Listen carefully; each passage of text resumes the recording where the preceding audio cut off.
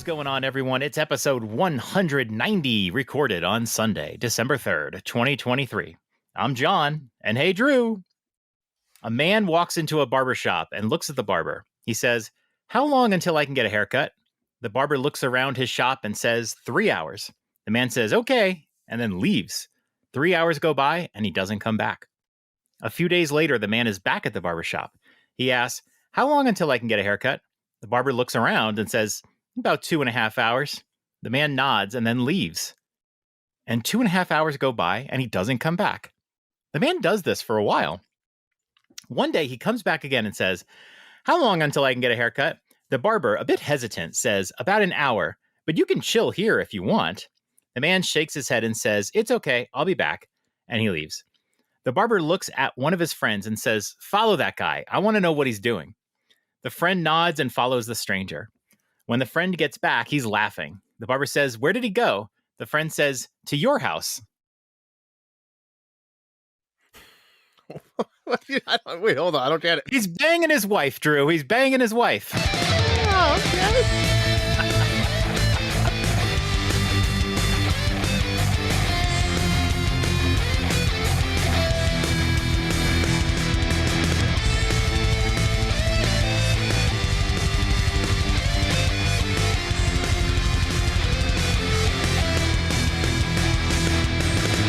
What is up, everybody? On tonight's episode, we discuss games we wanted to play in 2023 but did not get around to.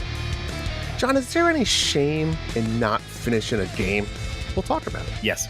And Drew puts on his big pants as I get ready to play Avatar, which is coming out later this week. Of course, that'll be on my Luna. And, John, how you doing? When you were typing that in live and he said Drew puts his big pants, I'm like, wow, he's gaining weight. Is that what he's writing here? But I didn't see the I've been staying the same. I'm the same. I'm average. I'm like that 183, 83. Maintaining. Are you still doing the treadmill? You were going to do the treadmill hardcore. No, I mean, I've gained a little bit since the chubby bracket ended, but what's a little bit? I think I was down to like 175, so I gained 8 pounds over the course of a year. Yeah, I'm still down from when I started chubby brackets. I'm gaining some weight in preparation for the chubby bracket, so I'm basically sandbagging. Smart. Mm-hmm. Very smart. In fact, I'm eating chocolate right now. By the fist full. Oh yeah, fist full. I only have 2 Hershey Kisses left, but I had much more before we started the show. Well, John, Friday night, it became official. You don't believe it. I'm telling you it's true. I'm officially retired from hockey. Oh, bullshit, man. Listen. I sent in my letter. I sent in my letter. The games have been assigned through the rest of the season, February, March, and I'm not working any. Oh, really? I'm done. What if somebody's sick or something like that? They need somebody. They'd have to be very enticing. But I'm done. I'm retired. It's done. Right. It's over. I'll give it a few years and then I'll acknowledge it. Let me rephrase. I don't believe you. I'm done for the very, very near future. I mean, 5, 8, 10 years from now, maybe my kids are older. Maybe, but I don't know. I think I'm done. Oh, you think you would go back in time? Maybe like local hockey. Where I don't have to travel as much or something. The big beard and like the grizzled. To let the beer lead, where you have a beer like with the the guys. Right. Yeah. That'd be fun. But I'm done. Wow. It's over. I don't know if there's a congratulations in order because I still don't believe you. Yeah. I'm not sure either. Even you don't believe you. I mean, I don't have games. The games have been assigned. Right. I told him I was done. He didn't give me any. I'm good. So like you said, unless someone like super sick or like they got in a jam. Right. But you'll be there. I'm done. All right. Well, a preliminary congratulations to you. Right? Thank you, sir. 25 years. 25 years. Like, that's a long time to do anything. Where were you 25 years ago, right? Single, right? I mean, I was very young, John. 25 years ago, I was only like 11. So you were still single. You weren't dating anybody seriously. No, probably like dry humping behind the couch somewhere. But now wait, hold on a second. You were reffing at 11, but not like the way you're reffing now. No, I've been doing college for 17 years. Okay. Yeah. So you were college age when you were reffing college. Mm-hmm. Right. And now you're an old man. Old man. Just another old man. When you were a young teen, was dry humping a thing for you? I mean, I could pretty good memory of dry humping. Dry humping like what? The dog? Not like other females. Like you're not quite old enough to understand to like you don't want to go too far. Just do a little rubbage, a little rub I above didn't the pants. go on my first date until I was at least 19. I didn't date until I was 19. I was a super introvert. I still am in some ways. Super introvert, super shy. And I didn't date until I was 19 years old. And I met someone online at my college via like the talk system. Like that's how long ago it was. That was like pre-social media days. Yeah, I was going around, like I was on there looking to see if I could find girls on there, and there was like a few and whatever, and I was like, I would like talk them. That was a thing you did on Unix and whatever. Yeah, that led to a date and a 5-year relationship, amazingly enough. But wow, no, not us. We would just get together, little parties, 7 minute in heaven, go find an empty room. And again, you just do a little dry hump, a little pre-cum going, and that's it. You're done. That's go home with blue balls and you call it a night. Like that's those are the young teenage days that I remember. This is like 7th, 8th grade.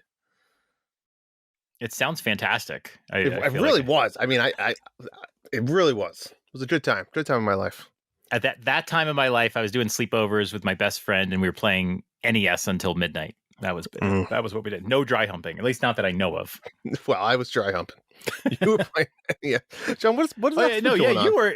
Yeah, you were. I was legal drinking age when you were dry humping, probably. That's a good point. That is a good point. I'm a lot older.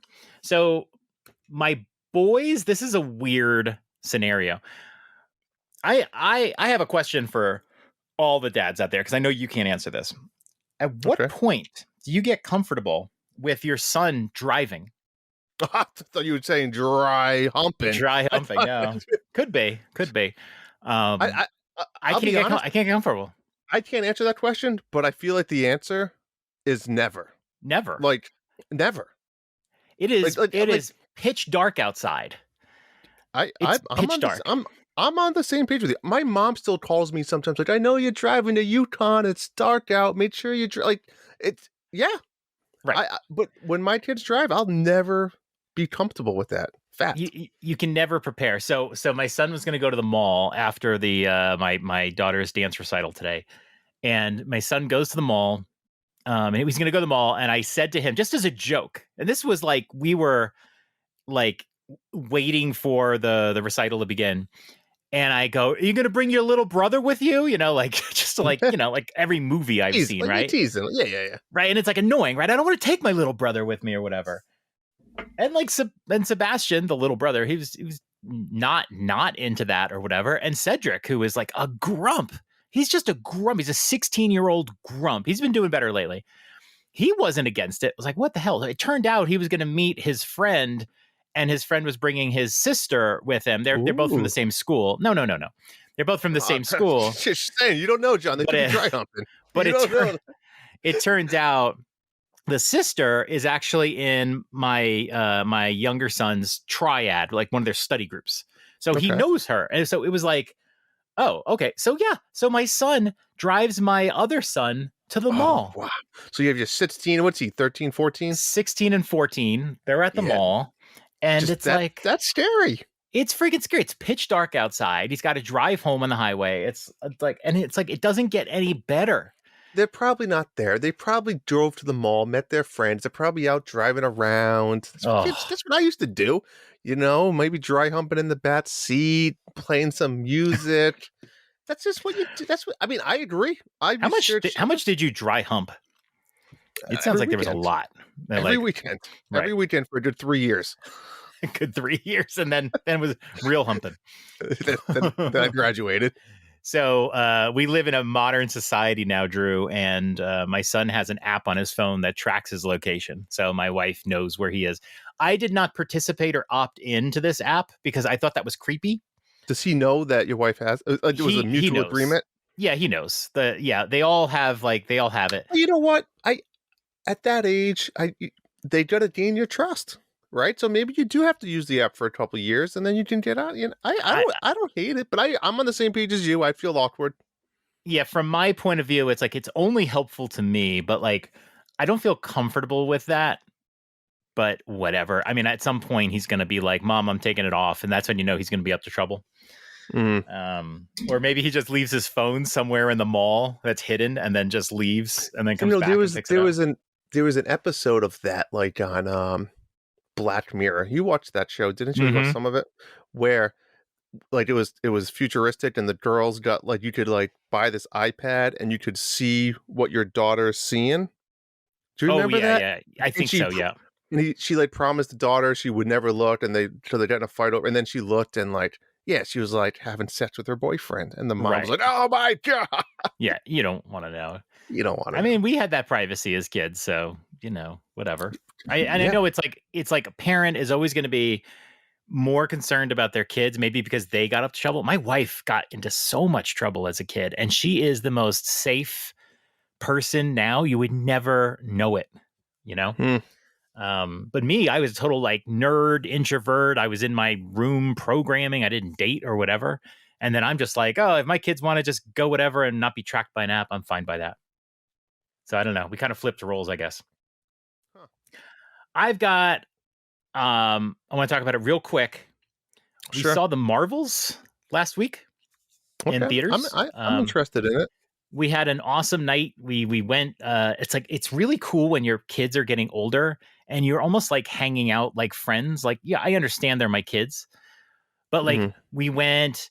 We got to the theater. We're there early, and they're like, "Oh, hey, let's go grab some food." We went over to get some food, and then we're walking back and like, "Hey, let's go to Target get some candy," and then we went to the movie, and we were the only ones except for one other guy in the theater. And it was just a great night. And we watched The Marvels, which is a movie like 5 years ago we maybe wouldn't have seen with the kids, but Hmm. like now it's like, oh, that's fine. Oh, there's bad words. Okay, we're way past that now. Yeah. And great time. Marvels is great. I love Captain Marvel. I love The Marvels. And we saw Ms. Marvel over Thanksgiving break. Love Miss Fantastic. Marvel. I'm all into the Marvel verse now. Mm. Ms. Marvel. But the movie didn't do well, and it was largely blamed on, because I think it was actually a really good movie. I think everybody in the Dad's Discord that watched the movie really liked it. But I Yeah. think it had to do with the strike was going on, so there was no promotion of the movie by the actors, Hmm. and what they call Marvel fatigue. Yep.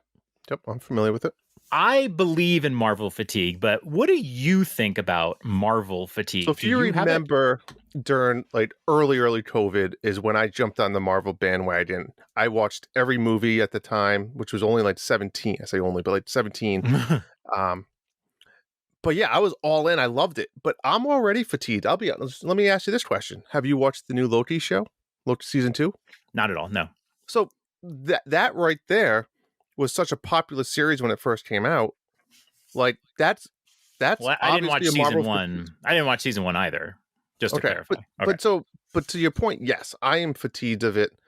It's too much of the same people, but it's also too many. It's just too much. It's too many characters now, right? Like it's hard to remember everything. But I don't know. What do you do? What do you do with this franchise now that you paid $4 billion for?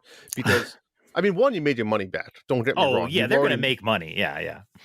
but yeah, it's I mean, Disney's struggling right now as a film industry in general, right? With even their animation films, but They're putting too much content out. I think their movies aren't as good as they used to be, and I just think it's because they just put out too many. They have too many teams working on them. There's the really special ones that we all like know when they come out, Mhm. and like what was the Encanto? Yep. Like there is such a quality difference between Encanto and like Wish, and I can They've name a been whole pushing bunch the of shit movies. out of Wish. I'll tell you what, though, I watched the new one, Elemental, and I actually enjoyed it. Yeah, I mean they're not bad movies. Yeah, they're never going to be bad. You know which one was bad? That new one, Strange World. Did you see that one? I still haven't seen that one, but I heard that people didn't Yeah, really like it. yeah, it was weird. I mean, like they just put out so many, like Lightyear. I loved Lightyear. I enjoyed it. but people didn't understand it. Like, it was too deep for them, and they were confused. I know. I love It that wasn't movie. that difficult to understand. Yeah, I like it was a nice little time thing or whatever. And then like the other movies were like fine. Luca is fine. Lucas, fine, it's fun. Soul was fine. Onward was okay. I like Onward. But there's so many of them that are just they keep coming, and then there's so many other studios making them that I Mhm. think I definitely have the Disney fatigue. I used to like every Pixar movie, and now it's like, I have like zero interest in them. But do you think it also has something to do with, you're going to be able to watch it at your house, and I air quotes, for free within Yeah, a few months, right? So, absolutely. there was a podcast I listened to the other day about how, like, when Disney started, like, putting movies on VHS in the 90s, where, like, it really, like, boosted the whole industry, right? Because it was, you watched the movie, and then, so Pinocchio, here's some really quick history, Disney facts, is that Pinocchio was the first movie ever when it came out. It was come out and then came out in the 40s, right? I believe after Snow White, that it would come out in the movie theaters every 7 years. And they did that, Uh, and it kept making more and more money every time it came out every 7 years, right? mhm. And people wanted to watch it at home because they didn't want to wait 7 years. They loved it. But it's not even that the movie was fantastic. It was this idea of that you weren't able to watch this movie any other way. And then I believe in the 70s or early 80s, they said, we're going to put Pinocchio on VHS, and it's going to cost $80. And if you want to Whoa, buy it, it's going to cost $80. And it sold out like hotcakes because everyone wanted, really? and it started this trend, right? And then it went into the 90s with Little Mermaid and Lion King and Aladdin and Beauty and the Beast and so on, that they put these on VHS, and everybody wanted them. They could charge $30 to VHS, and people would buy it. Yeah, VHS videos were Yeah, really expensive for a while. Yeah. it was. So now we're in this gap where it's like, I don't have to go to the theater. I can just pay my, you know, $8.99 or whatever it is a month, and my whole family can watch it for free. So But it's in a weird phase, I think, and that's for everything, though. but isn't that like we hear that with like the video game services like Game Pass or whatever. It's like it doesn't matter about consoles or whatever. They just want people on the service. So that's the whole idea, is that's how you make money. So if Disney has so many people on Disney Plus watching the movies you're putting out, Mhm. then why are they doing poorly? Right? Is it Because I don't think they make money whether I mean, obviously off subscriptions, but yeah. if one person watches it or 100 million, it's irrelevant. It's all about how many people are actually paying for the subscription. Right. I mean, we watch maybe one Disney movie a month. There's times I wish I didn't even subscribe to it. I almost forget it's there. Yeah. But like not I, everybody. But so they're making money, right? Like, what's the difference? I think Star Wars is saving Disney Plus. Yeah, Personally, I don't think people have Star Wars fatigue. To be honest, I I do. think I, you That's might. When you compare it to Marvel, mhm. right? I'm a fan of both. I'm not a diehard fan. I'm just a medium, I'd say average fan of both. Like, I'm fatigued of Marvel, but Star Wars I'm not right now. There's more Marvel movies than Star Wars, although lately it feels like there is a lot of Star Wars too. But Agreed. compared to Marvel, it's not. I just thought it was weird that the Marvels did really really badly, Hmm. and it's not the movie, but we over Thanksgiving break I watched Captain Marvel with my kids because they had never seen it. I've seen it before. I love it. Yep. And then as a family, we watched Ms. Marvel and we loved it. Ms. Marvel is That's a the great show movie with because yeah. the character is 16 and was getting her driver's license. And it was like, my son is 16 and just got his driver's license. So it was like, he can But totally relate to it. Miss And Marvel's a show, we, not a movie. it's like a 6 episode show. Yeah. Yes. Okay. Sorry. Yep. And so they both were great. But I knew going into the movie that I also should have watched WandaVision. And I haven't never seen WandaVision. Oh, that's the best show. That's the best Marvel show. Period. I know, but the reason why I didn't watch WandaVision is because I didn't really know the Crimson Witch and I didn't really know Vision that well. So I Mm, didn't watch WandaVision because I felt like I didn't have enough knowledge going into that. they And then I explain it just all. didn't watch it. At some point I will, especially You because I want to should. get some of these references. But like even then, even after watching the movie and the show, there was another show. And so there was like every Marvel movies, like post-credit scenes, I never understand them. That's I true. never get it. I never get it. And the same But thing happened. to your point, you had to watch all of those things to really understand the movie. I mean, don't get me wrong, you could have just went to the movie and watched it and it was just this action Right. heroic movie, but it wouldn't have been the same. And I don't think it's asking enough to say, oh, you have to watch Captain Marvel. Yeah, like sequels exist. But yeah, I Sure. had to watch this Disney Plus only show as well in Yeah. order Or else you didn't to. know who this character even was. Yeah, they did introduce Ms. Marvel in the movie, but it was like a very quick intro, and her family was in the movie, and it's like you really get to know them in the show. Yep. It's just it's intimidating. By the way, Drew, we are going to start watching all the Marvel movies in a row now. Oh, your So family's on board? we were going to watch Iron Man last night, and then we are going to watch it today, and we're going to watch it tomorrow night. But we're going to start Are with you Iron watching them Man. in the order they came out? We're going to watch them chronologically. We are going to skip the Ant-Man movies. Maybe, What? maybe not. I don't know. We're trying to figure out a way to like cut a couple things out just to make it a little quicker. The kids watched Thor, Love and Thunder and hated it. So I don't know if they're going to watch any of the Thor You could movies. probably cut out the Ed Norton Hulk movie. That's the second movie. I can't believe that's the second movie. I'm going to watch Hard it. to find. I don't know if you can. I don't know if that's on Disney Plus either. That's a Oh, is it weird one. really? I think it was Oh. before they owned the MCU, Oh. or before it became MCU. Is Iron Man on Disney Plus? The first one? I don't know. I just assumed it was. Maybe it's not. I should check. I think when I watched all 17 originally, I had to like rent 2 movies. I forget which 2. Oh, okay. But- All right.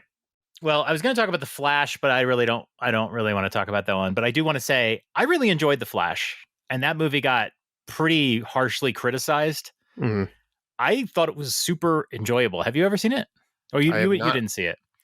I thought it was really enjoyable, and I think if you are Gen X, you will like it more, if that makes sense to people. I don't want to ruin anything. It has some huge possible spoilers, so I won't talk about it. But if you're Gen X, I think you'll love it more. So maybe that's why some people didn't like it, because maybe that whole cinematic universe skews younger.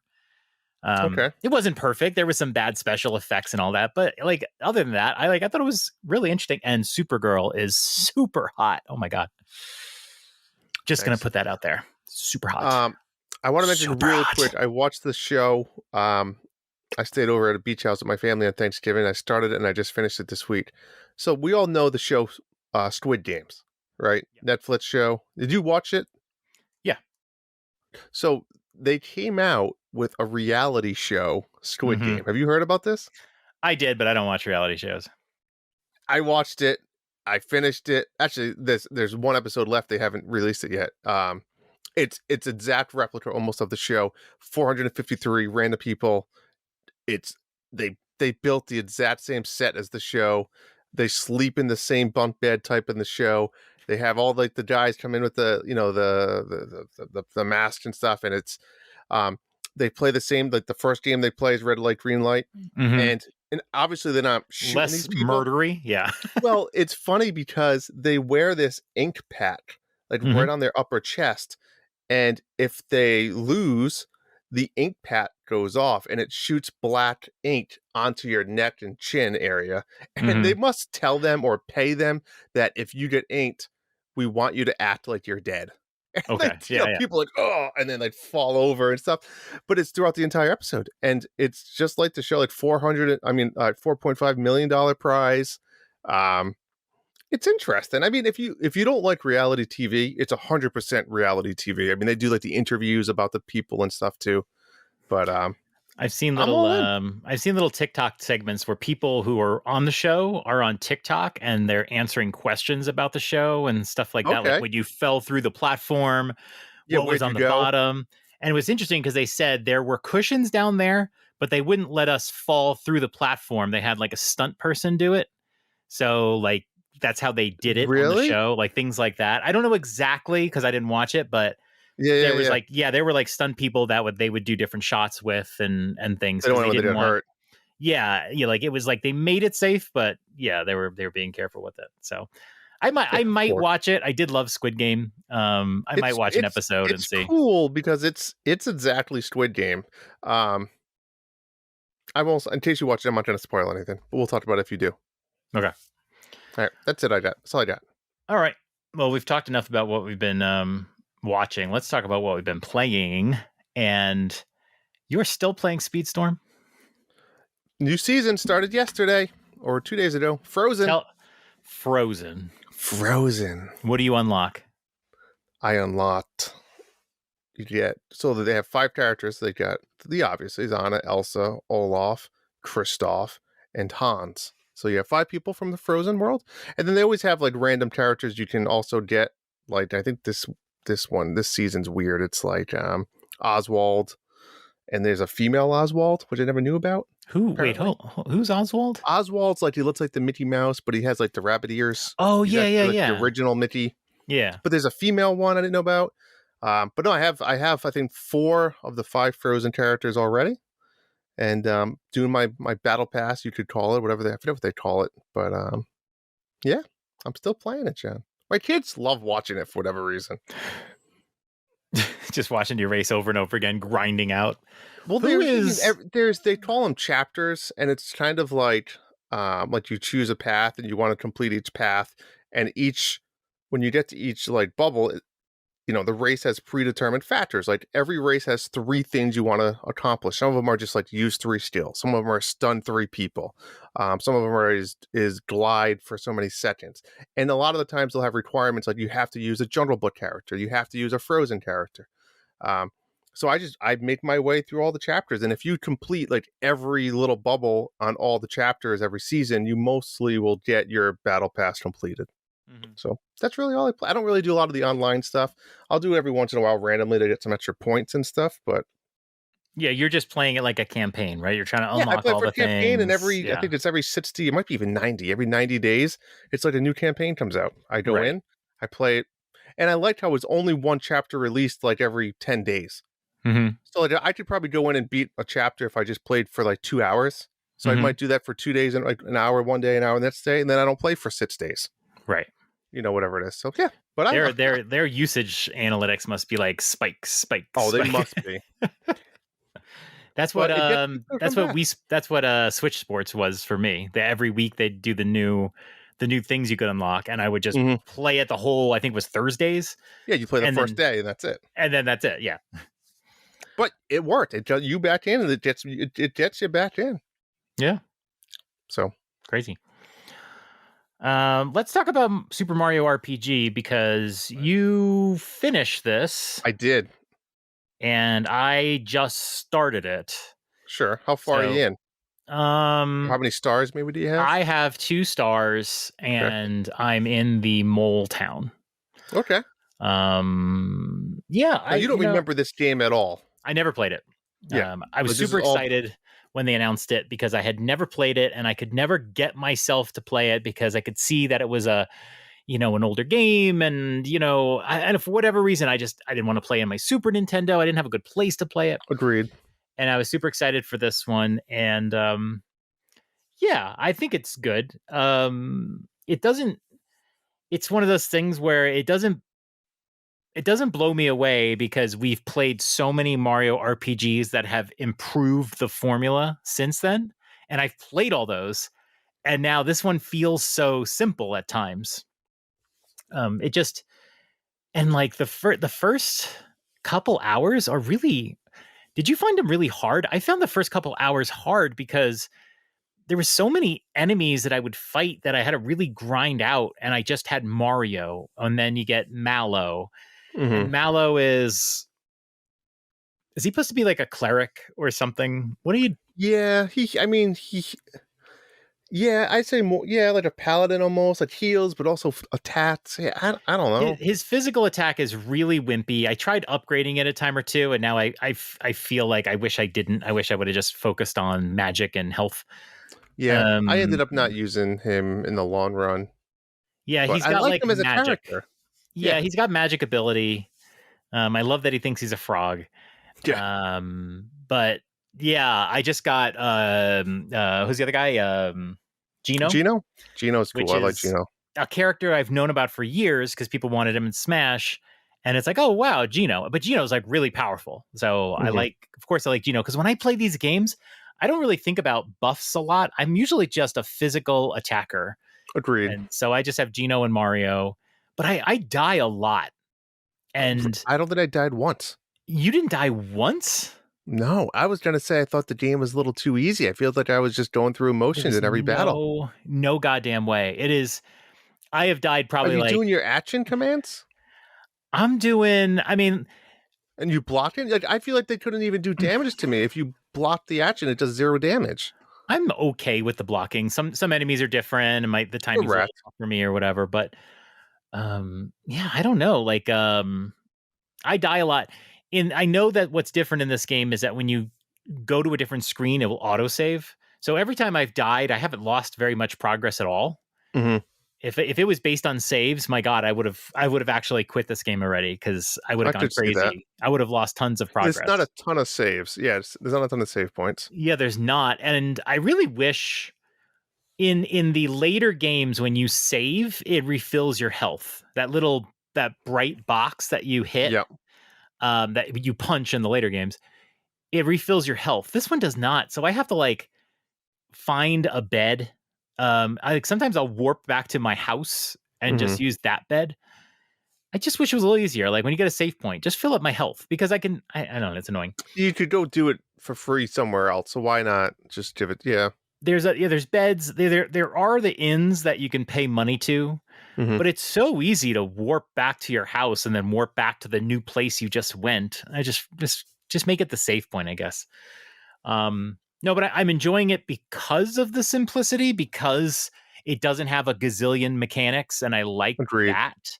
And it plays so fast. Like you just go through battle after battle and you grind, grind, I grind. loved And I loved that because then you did kind of in the beginning get encouraged to battle those Goombas and stuff for the experience points. I do I like sitting around and just fighting the same enemies over and over, which like some of the Paper Mario games didn't do, that you don't get experience points. Um, Correct. so I do like it from that fact. But yeah, it feels like an old game. And I've played Really? so many of these RPGs. Yeah, it just feels old. But no, I'm saying I'm enjoying it. It just yeah, it doesn't have a lot of those little things that I'm used to or whatever. So I'm enjoying it, but I feel like there's just been so many games since then. It's just not Wow. working. I feel a little the opposite. I loved this game, like one of my favorite games. I absolutely thought the quirkiness and uniqueness of what's going to be around every corner and seeing some of the random characters that you know and love in the Mario franchise and know that this game was so old Hmm. was so fun. I Yeah. loved it. Absolutely. I thought it was good length, perfect length. Like I said, I wish it was actually a little bit more challenging. I felt that there's a lot of times in the battles I was just going through the motions. Hmm. Yeah. No, I feel like especially early on, sometimes games are a little harder early on because you're a party of True. one, and like I said, Malo's kind of I don't know. I feel like having Gino is going to make it easier because you have three characters and they can help each other more readily when Hmm. you have two. And it's like that decision in RPGs. And you have two characters, one passes out, and you're like, should I attack this enemy and try to finish off the fight, or should I use an item to resuscitate my friend here? And Yep. you're just like, go for it, and then you don't kill them, and then they kill you, and you're like, no. Yeah. No, I'm enjoying it. It just, yeah, it definitely feels a little old. Speaking of, I started playing Batman Arkham Asylum, Hmm. and I bought the PS5 version because it was $6 and the Switch version was $60. So I was like, okay, it's going to look better and it's 90% off. Okay. And so I've never played the Arkham games. In fact, if you had me name series that I've never touched that I wanted to play, this is one of them. Never played City, Asylum, Night, all of them, right?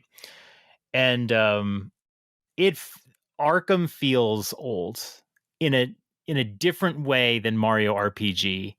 The Super Mario RPG is so remastered and remade or whatever. It actually has a nice little sheen coat of Hmm. paint on it.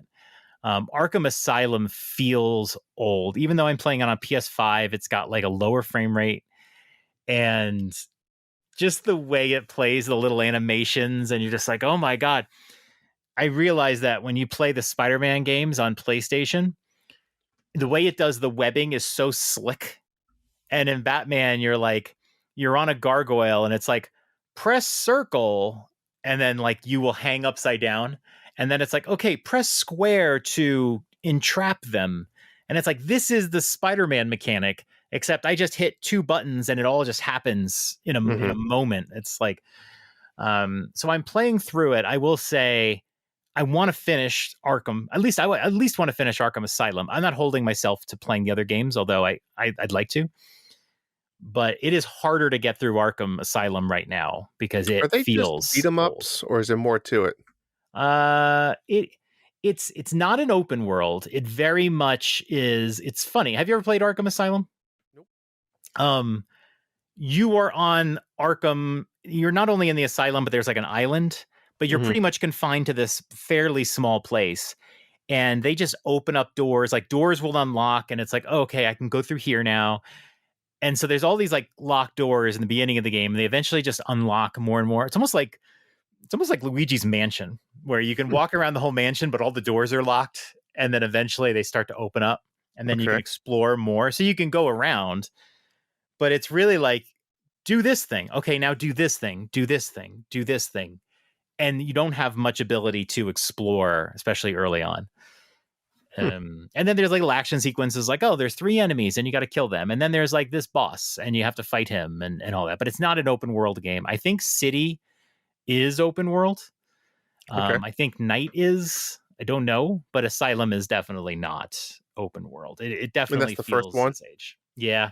So I'm going to kind of suffer through a little bit. I think it's only like a 12-hour game. And I don't know if I'm going to try to like 100% these things or not. If I get into it, maybe I will, but I'm not really right now. Yeah. Mario RPG I'm having more fun with because it does feel refreshed and updated, even if the mechanics feel older. And all those cutscenes look fantastic. Oh yeah, they're redone and everything. Yeah, it's much easier to play. And I know they did the triple attack, which I think is new in this game. And they literally make that one at the end of one of the boss battles, which I thought was interesting that they tapped into the programming and changed the boss battle. And I know the autosave is new, and I think there's some other stuff, but I don't know. I might go back and play the original game sometime in the future just to compare them. It'll be hard. Yeah. What else you got? So the wife and I have been playing Super Paper Mario. This was the one that came out on the Wii. That's right, the Wii. I busted out the Wii U. I set it up.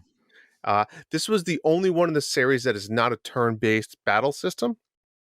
It's more of a live action, I don't know what you would call it, platformer / traditional type Mario game. Jump on the enemies' heads and use some of the other skills you unlock.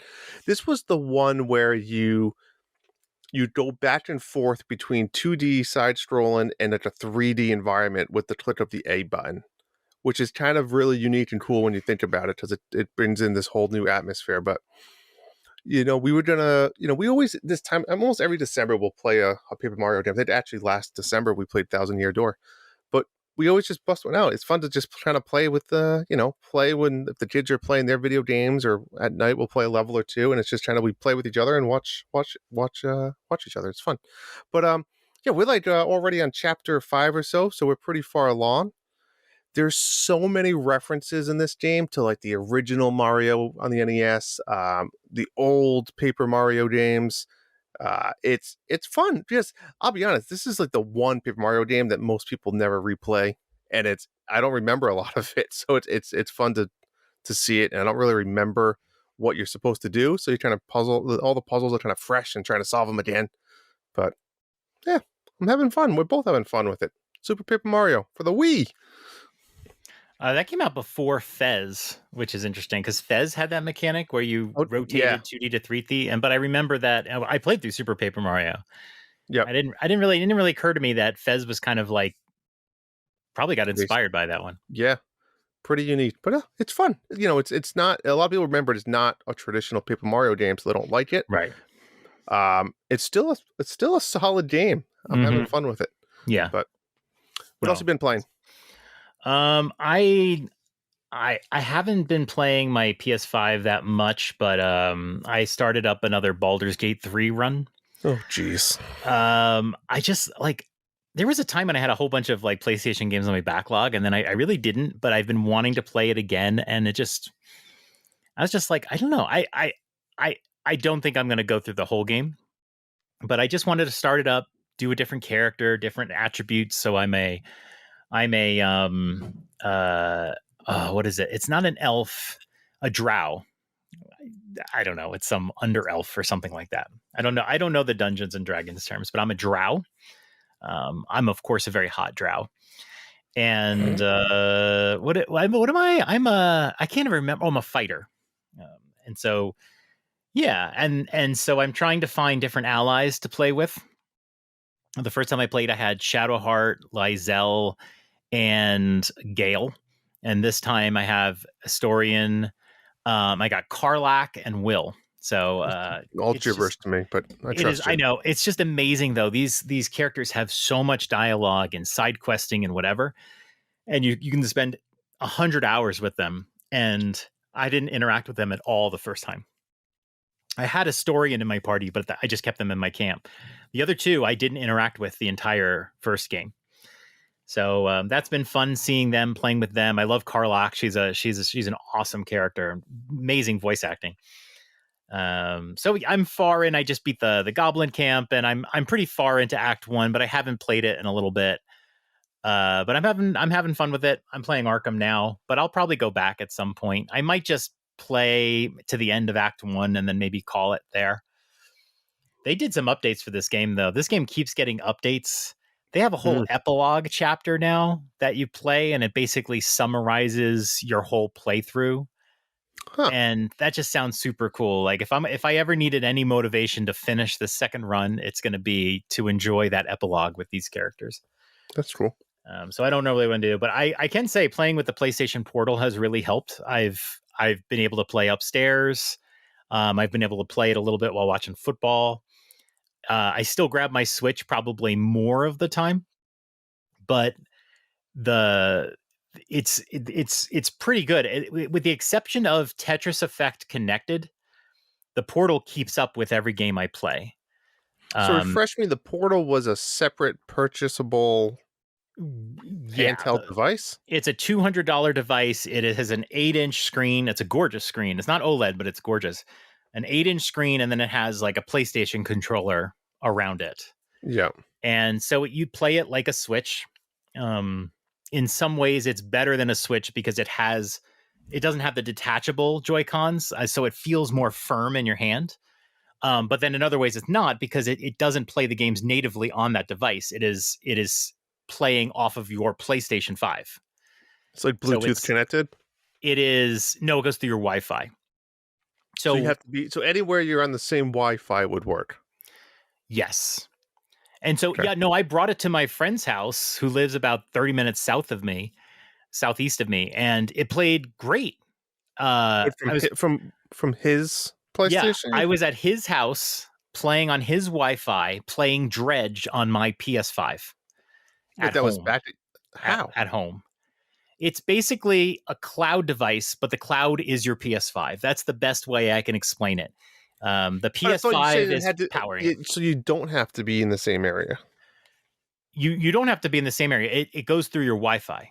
How was that experience? So was that not smooth? Or it was fine? It's pretty impressive. Like, when I went to his house, it actually played better than it did at my house. And so you might have just had better Wi-Fi. Okay. Yeah, the next day I had to fix up my Wi-Fi, and I actually greatly improved my Wi-Fi the day after. It plays really good. There were times where I can play like a game. Like this happened to me. I was playing Callisto Protocol on it for like 25 minutes, and I actually forgot that I was playing like via like a cloud. So it performs really well, and depending on the game that you play, it matters less or more. There's always going to be some amount of input lag, right? It can never be as good as a Switch. So there's always going to be that input lag, a little bit of that, a stutter in the graphics, a stutter in the sound. You definitely hear the stutter in the sound more than the graphics. You just hear it. But it's really good. It performs really well. So yeah, I really love it. And like I said, it allows me to have options. If I'm really into a game on PlayStation, I can play that upstairs. I can play that while I watch TV. I don't have to pick up my Switch. I have options now. But yeah, it's not native on the device. It's just a cloud thing. I think eventually they will support full cloud as well. It'll go direct to that device. I still believe that it's going to happen someday. But right now, everything you play is on your PS5. That's it. But yeah, Interesting. get yourself set up. I have a wire now into my PS5, so it's on wired network. So it's faster. I definitely recommend that too. Nice. Yeah. But yeah, playing Baldur's Gate 3, but I'm playing Arkham right now. I'll probably get back to Baldur's Gate 3 at some point this week. Nice. Very Tell good. me about Monster Train. Monster Train, my Discordian buddies have talked me into buying it. It was on sale. What was it on sale for, John? Like $7, $8? Like $7.50, yeah. And it's regular a $40 game, I want to say. I think so. Physically, it was 40. Yeah. So let me tell you a little bit about what Monster Train is and try to describe it the best I can, and then I'll tell you my opinion on it. So Monster Train is a deck building roguelike game, and the premise is you're on this train through, I think, hell, I don't know, and think of this, the screen is your train, and there's 3 floors to your train, um, and the top floor, the 4th floor, is like your heart. That's your health. So you don't want enemies to get to the top of your train because they're going to damage your health. Um, so when you have these 3 floors, there's the left side of your screen and the right side of the screen, each floor. The left side is where you place your monsters, and the right side is where the enemy's monsters are going to appear. And you have there's a few restraints that you can't do, right? You only can put every card that you put there that has a monster has so much like weight, or I don't know what they call it in this game, but for example, you only can probably put, let's say, 5 the little yellow bubbles, right? And maybe you have a monster that costs 3 bubbles to play on that floor, right? So you're limited on how many monsters you can put on each side. Oh, there she is, Taylor Swift. That's the game. So what happens is you place your enemies, your monsters down, and you can put them on any floor you want on your train, and then once you did, you hit, you almost like end your turn in a way, and then the enemy's monsters are going to show up, and then it's kind of like an auto attack exchange, right? So they're going to attack, you're going to attack. You can have spells that can, you can add rage, you can do spite, you can do like multi-hit. There's all these things that you can do to upgrade your monsters throughout the battle.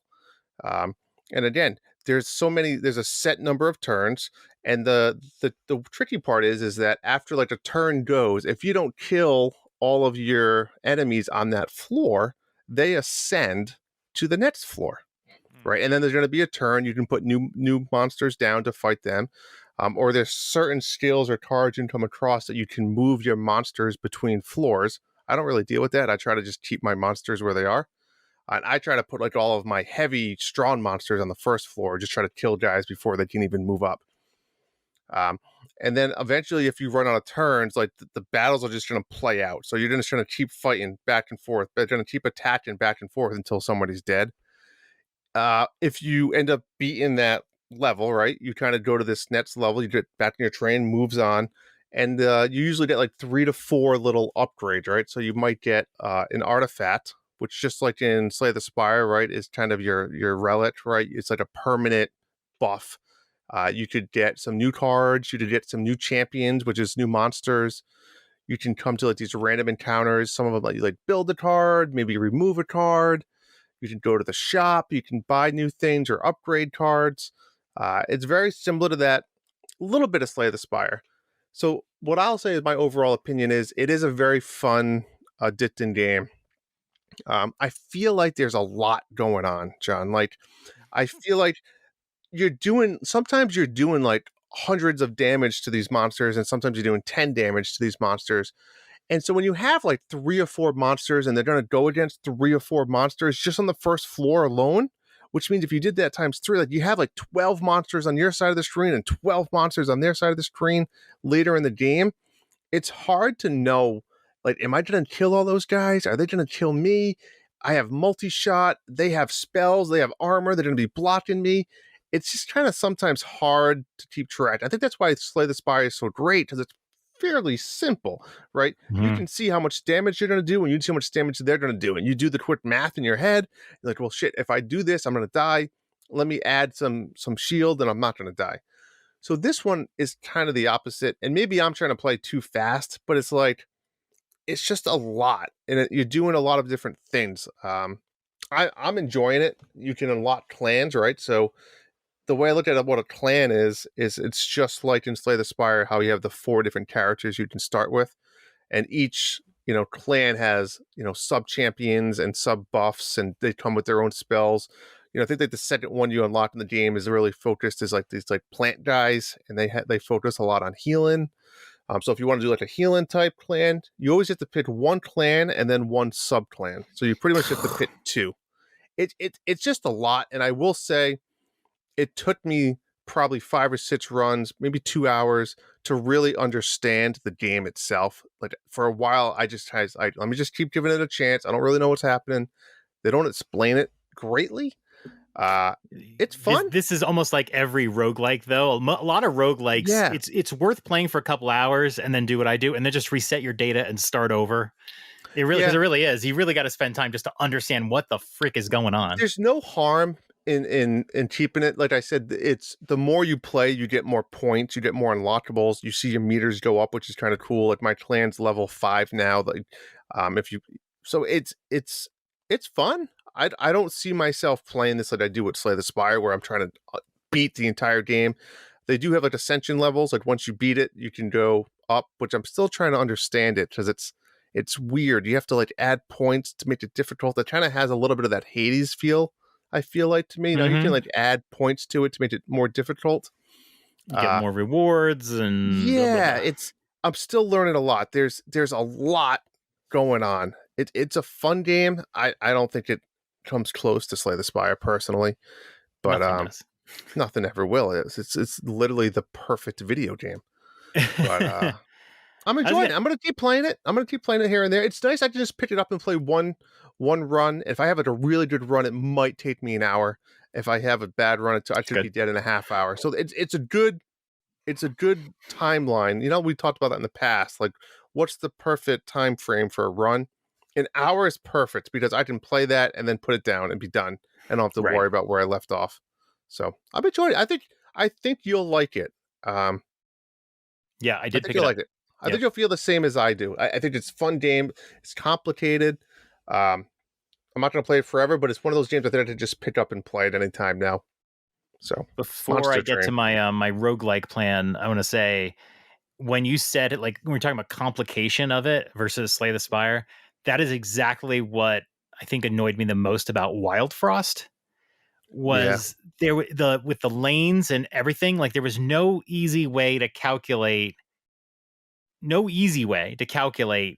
which cards are going to take which damage. I mean, there was random damage too, which you can't possibly calculate, which I'm not sure I really like either.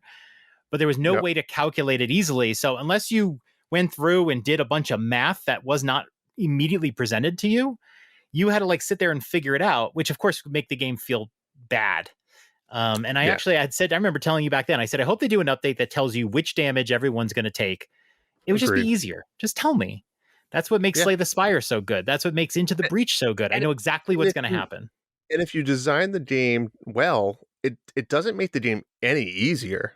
It's just a different mentality, a different mindset behind it. But if I'm just having all these guys with, like I said, if it's like this guy does 38 damage, but he has 3 multi-hit. I'm like, okay, well, 38 times 3, but the enemy has like 7 armor, 32 health, but then he's going to have regen of 8. So if I don't kill him, he's going to also regen. It's like, it's not just a simple, and then I'm like, fuck it, let me just push A and see what happens. You know what I mean? Like, I'm not going to do that for 12 guys on the screen. Like, it's just too much.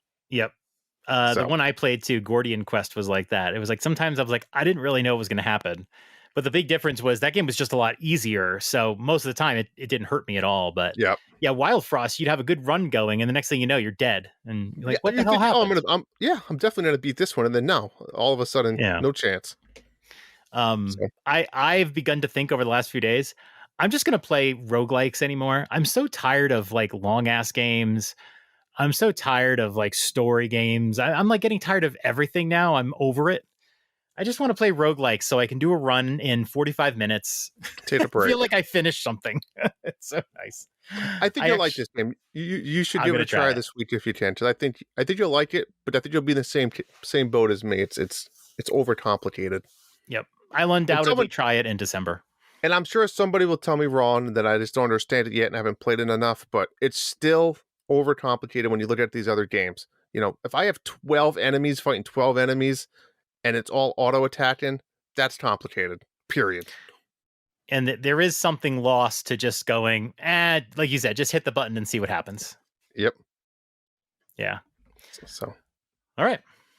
Anything else you've been playing? That's just been those 3 primarily. I can't really think of anything else. So, but I've been having fun. Did I talk about Persona 5? I'm not going to talk about it. I'm just going to say Persona 5 Tactica. I was super hyped for this game, and in the end, I didn't love it. In the end, it had some issues with me. I think it's a well-made game, but the story just drags. There's so much dialogue. It is almost endless. It drives me crazy. You will finish. It's a tactics game, right? You'll finish a battle. There'll be a bunch of story that goes on forever. And then just when you think, okay, cool, like in battle, it's like, no, you're back in the main area. And then you have to do the talk feature, which is like conversations between your characters, which you have to do to get experience points. So you have to go through that.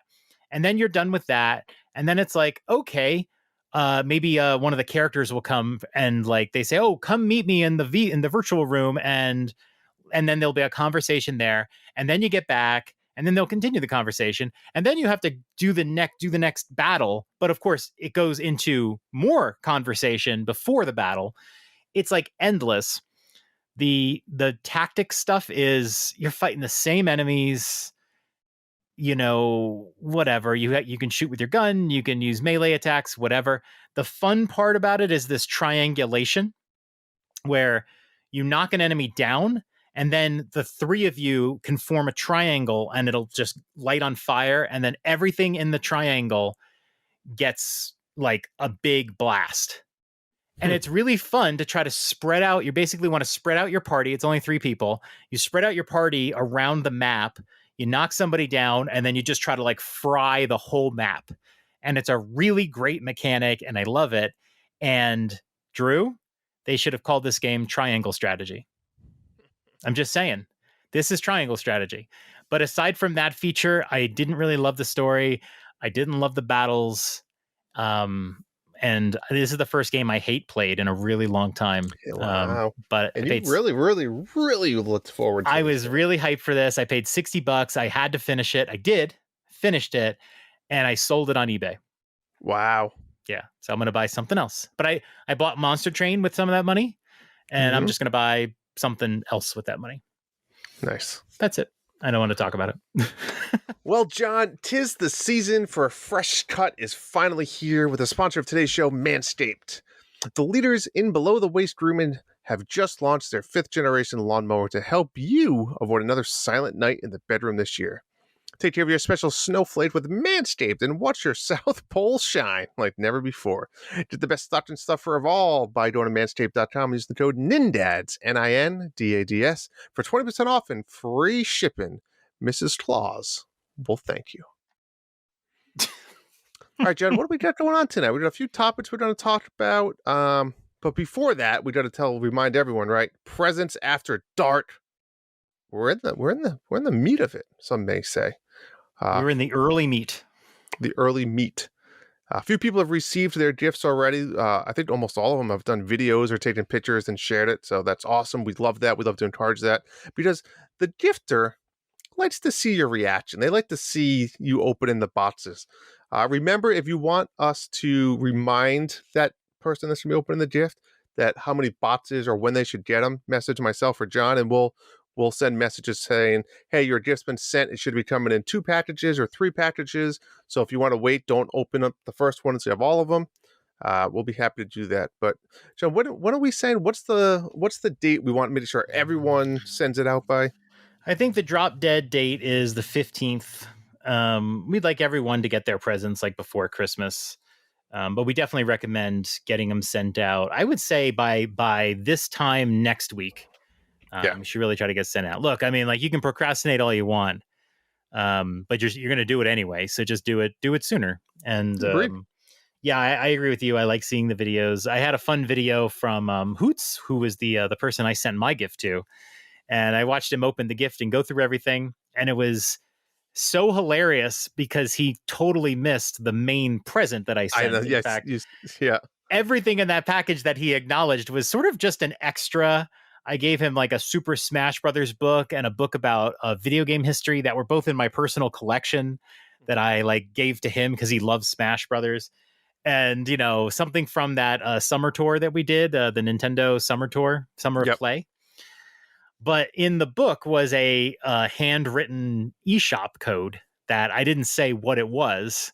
I just gave him a code. I didn't even say it was an eShop code, but I knew he'd figure it out. Yeah. And that ended up being Sea of Stars. I got him That's Sea of cool. Stars because he had, when he did his top 10 games of the year list, he mentioned really being excited to play Sea of Stars next year. So I bought it for him. And Nice. but it was funny. I was watching him do the video, and he totally missed the little piece of paper. That's funny. That's the main gift.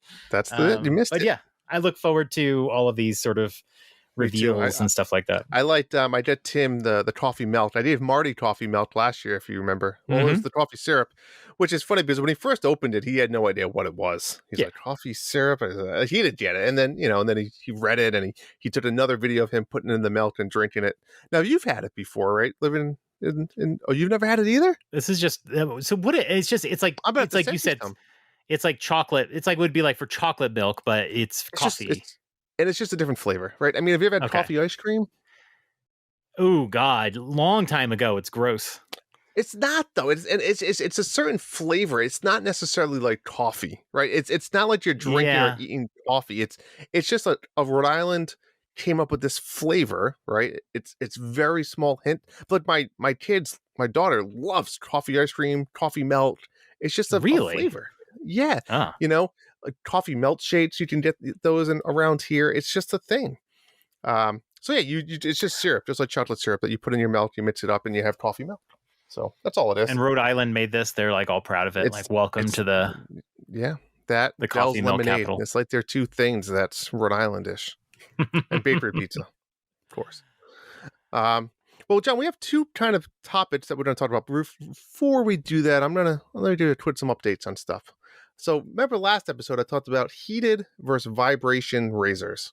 Oh, I thought we were talking about dry humping. Well, let me tell you about that. Both of those heated and vibration works.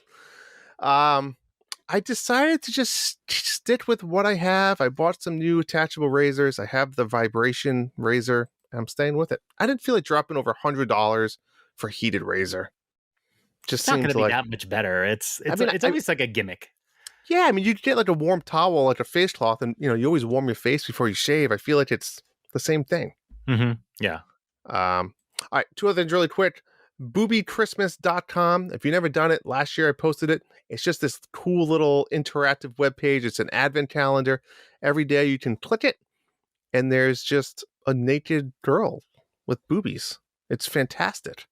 I'm doing it right now. I haven't done it before. Oh, go watch number 2, December 2nd. Oh, you got to go from the top to the bottom? Yeah, every day the little window opens and there's a new one. And this is the best part. Hold on, I know it's where it's on the phone. Oh, it's a video. Yeah, it's like a GIF. It's not. Okay. It's not. Okay. They're usually 10 to 20 seconds. Do you think they make these, or they just found random ones and they stole? They're all high quality. So, John, if you look at there's a little NSFW tagged on the left that's a picture of a cat. So the idea of this is if your wife or someone ever comes or your kid, you hit it and everything turns to cats videos, and it turns to Kitty Christmas 2023, and everything turns to it's great, and now it's all cat videos. But it still says Booby Christmas at the top. I mean in the URL bar it says yes, it does. But yeah, December 2nd was one of my favorites.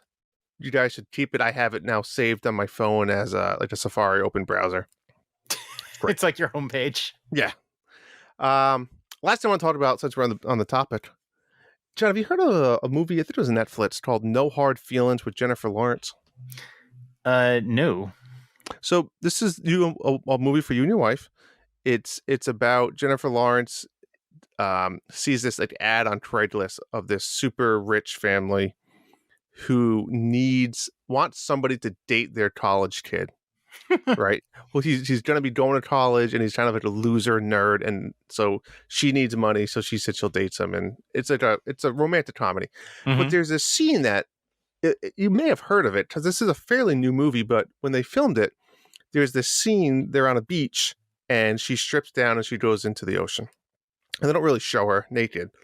So then there's like these other kids that come along the beach, like these, two guys, two girls, like partying type thing, and they see them in the water naked, and then like yelling out to him, making fun of him and stuff, and like, oh, these are your clothes, and they said, well, hey, like we're gonna take your clothes, so they start taking their clothes and like walking away as like a joke. So Mhm. Jennifer Lawrence comes out of the water completely naked. This is her, not a stunt double. Oh, And really? she just like the scene is she literally just beats the shit out of the kids and takes their clothes back. But it's like a 60-second scene of her just butt ass naked, titties jiggling everywhere, beating up these kids on the beach. It's fantastic. If anything, if you're not going to watch the movie, you got to just find the scene and watch it. What streaming service is it on? I want to say it was Netflix. The name of the movie is No Hard Feelings, Okay. but look it up. I'm sure you can just find the clip online somewhere. No, like if I tell Michelle, like, oh, I want to see this movie, I really like Jennifer Lawrence, then we watch it, she's be like, I know why you wanted to watch But it. I had no idea. Drew didn't tell me. What? All right, 2 topics we want to talk about this week. Which one do you want to do first? They're very similar. They are So similar. I think they'll bleed into each other. Okay. And I think what we wanted to talk about was games that came out in 2023. I mean, we're cruising into our game of the year episode, and we're Yep. gonna have Bob and Hambone on for that one, and maybe a couple weeks. So look forward to that. But before we get into that, there's the games, the not games of the year, right? The games of the year that we didn't play that came out in 2023, and I wanted to talk about, what are some games that you wanted to get to this year that you didn't get to? Sure. And it'll probably bleed into the other topic of games that we really wanted to play but didn't get to because they didn't come out. So That's correct. again, we didn't play them, but for different reasons. Do you want to talk about some of the? How do you want to do this? Like talk some of the games that Yeah, I'll start off with one. So let's talk about games that we didn't play that came out this year that we wanted to play. Right. Mhm. I'm going to start off with one that you're going to be a little shocked by because when they originally came out with this game, I remember the trailer and a direct. And I was like, this looks like kind of like my cup of tea, but I wasn't really sure. Silent Hope. Do you remember this game, John? Yeah, you were really excited about this one. This is one where the characters don't talk. Yeah, and it's kind of like an action RPG. And then I'm trying to look, when did it come out? Does Nintendo usually tell you? When was the release date? It will put it on the eShop. October 3rd. Okay. It's a $40 game. There's actually a free demo. I should probably just give it a go. October was probably a busy month, and I just never got around to playing it. What did you play? I don't have that in front of me, but Right, I forget. I can look while you do that. But yeah, it's just a actionist part. Kind of looks like a I mean, the graphics don't look the best. It's kind of a cartoonish type. Was it in a Nintendo Direct or an Indie World? I think it was a Direct, right? I want to say it was a direct. I think it was. Yeah, I think it was a direct. It came out end of September. Yeah, I think it was in a Nintendo Direct, and I know you were excited about it. I know other people were too. It wasn't like just a Drew game. This was a kind of, and then it kind of just fell off the radar. No one really talked about it. I don't think anyone in our community really played it. You were playing Mutant League Football, Speedstorm, and Haunted Halloween 86 instead. Well, I missed out on this one then because those games all fell short. Yeah, I remember you adding it to the list of games coming out. Yeah. And I was like, what is this one? Yeah. So are you going to try the demo? You know what? I'm going to hit down. Well, it can't hurt to download it. Download the demo. Doug. I just clicked it. It's downloaded. Done. All right. Nice. All right. What about you? You got one? The top one that came out in 2023 that I have not played, but I might be, is Final Fantasy 16. Very excited for this one. I actually bought it last week on a Black Friday deal, and I'm planning on playing it right now Christmas week vacation. So literally the last week of the year, I think I'm going to play it, but I haven't played it yet. And it's definitely the one I most want to play. I know it's not as Final Fantasy as other Final Fantasy games, but that's fine. I don't need that. That's not what I'm always looking for. It's more of a, like a witchery type game. It's actually a little bit more linear too. But I'm really excited for it. And there's like really great story to it. And I just want to go and grind and beat people up and whatever. So I'm really excited for it. I own it. I'm ready, but I haven't played it yet. Nice. I sure want to. But I sure want to. I sure want to. All right. Another one on my list I did not get to play. Sparks of Hope DLC. I mean, I played the game. But here's the weird... Listen, John, I don't know if I say I want to play it, but like I played the whole game. I did not hate the game. I enjoyed it for the most part. But when DLC comes out that much later, it's so hard for me to get back into it. Which DLC? Both of them. I mean, I didn't play either. So there's a Rayman. There was a first the Rayman one. I'm not sure what it was. I don't miss that much. I'm not really a Rayman guy, but yeah. I'll be honest. I feel a little redemption on this one. When Mario Rabbids came out, everyone seemed to love it and put it in their game of the year for 2022. And I didn't like it. I liked the first one better. And, I didn't really love it. But like to see like everyone just ignore the DLC. I mean, I don't get joy from that. It's like, I don't want to yuck on anybody's yum. But like, people couldn't have loved it that much if they don't want to play it anymore. And the game ended up going like 50% off pretty quickly too. True. So I don't know. True. Maybe people didn't like it as much as they did. I don't know. I was actually tempted to replay the game just to play the DLC because I'm a sucker for like Nintendo DLC stuff. Sure. But I didn't. So that game is like it goes on sale for like $15-$20 now. It's crazy. I know. It does. I actually, the Rayman DLC is kind of silly looking. It's like a whole thing or whatever. I could definitely see coming back to this game someday, but I just remember how it was so hard to 100% because the levels were so weirdly designed. I couldn't find everything. And I spent hours in the first world trying to find the last thing I needed, and I couldn't find it. It was very frustrating. My number 2 for this year is Mortal Kombat 1. You didn't play that? Oh, you did. I really wanted to play it, but I spent all my fighting game battery on Street Fighter 6 this year, and I just could not justify getting Mortal Kombat 1 and trying to play that and learn characters there when I already had Street Fighter. So I am definitely looking towards playing that probably once some big sales hit next year, and then really getting into that and playing that campaign. So probably like summer of next year, I'm definitely going to play that one because I am excited for it. But there's no way I can do 2 big fighting games in 1 year. So, but I'm excited for it. I can't wait to play that one. Nice. This one is an interesting one, but WrestleQuest, because I was originally excited for this one. Then it came out and I heard it was like 25 hours. Like that game does not need to be that long. And then I kind of heard mixed reviews about it, but it still is one of those things. I like that type of art style. Game looked fun, but I needed that game to be like 8 hours, I think, to be in my radar. Again, maybe I will someday, but not right now. I don't know if it was the time. Did you ever watch Marty's Let's Play of it? A tiny bit of it, yes. Okay. I don't always love watching Let's Plays, especially if games I know I want to play. Yep. I did watch it because I just knew I wouldn't get to this one, but I was kind of interested in it. Watch his Let's Play of it.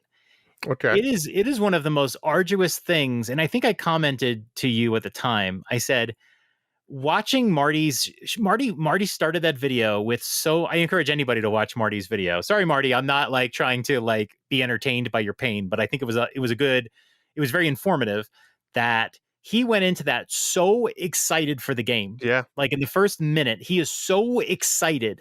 And by the end of it, it looked like he wanted to do anything but play that game. And it was like, it just took the game 25 minutes to turn his little excited heart. And it was just because it just handheld to death. And Yeah, the that's game not fun. probably gets better later or so, but that just immediately turned me off. It got like a 69 on Metacritic. It didn't do great, but I don't know.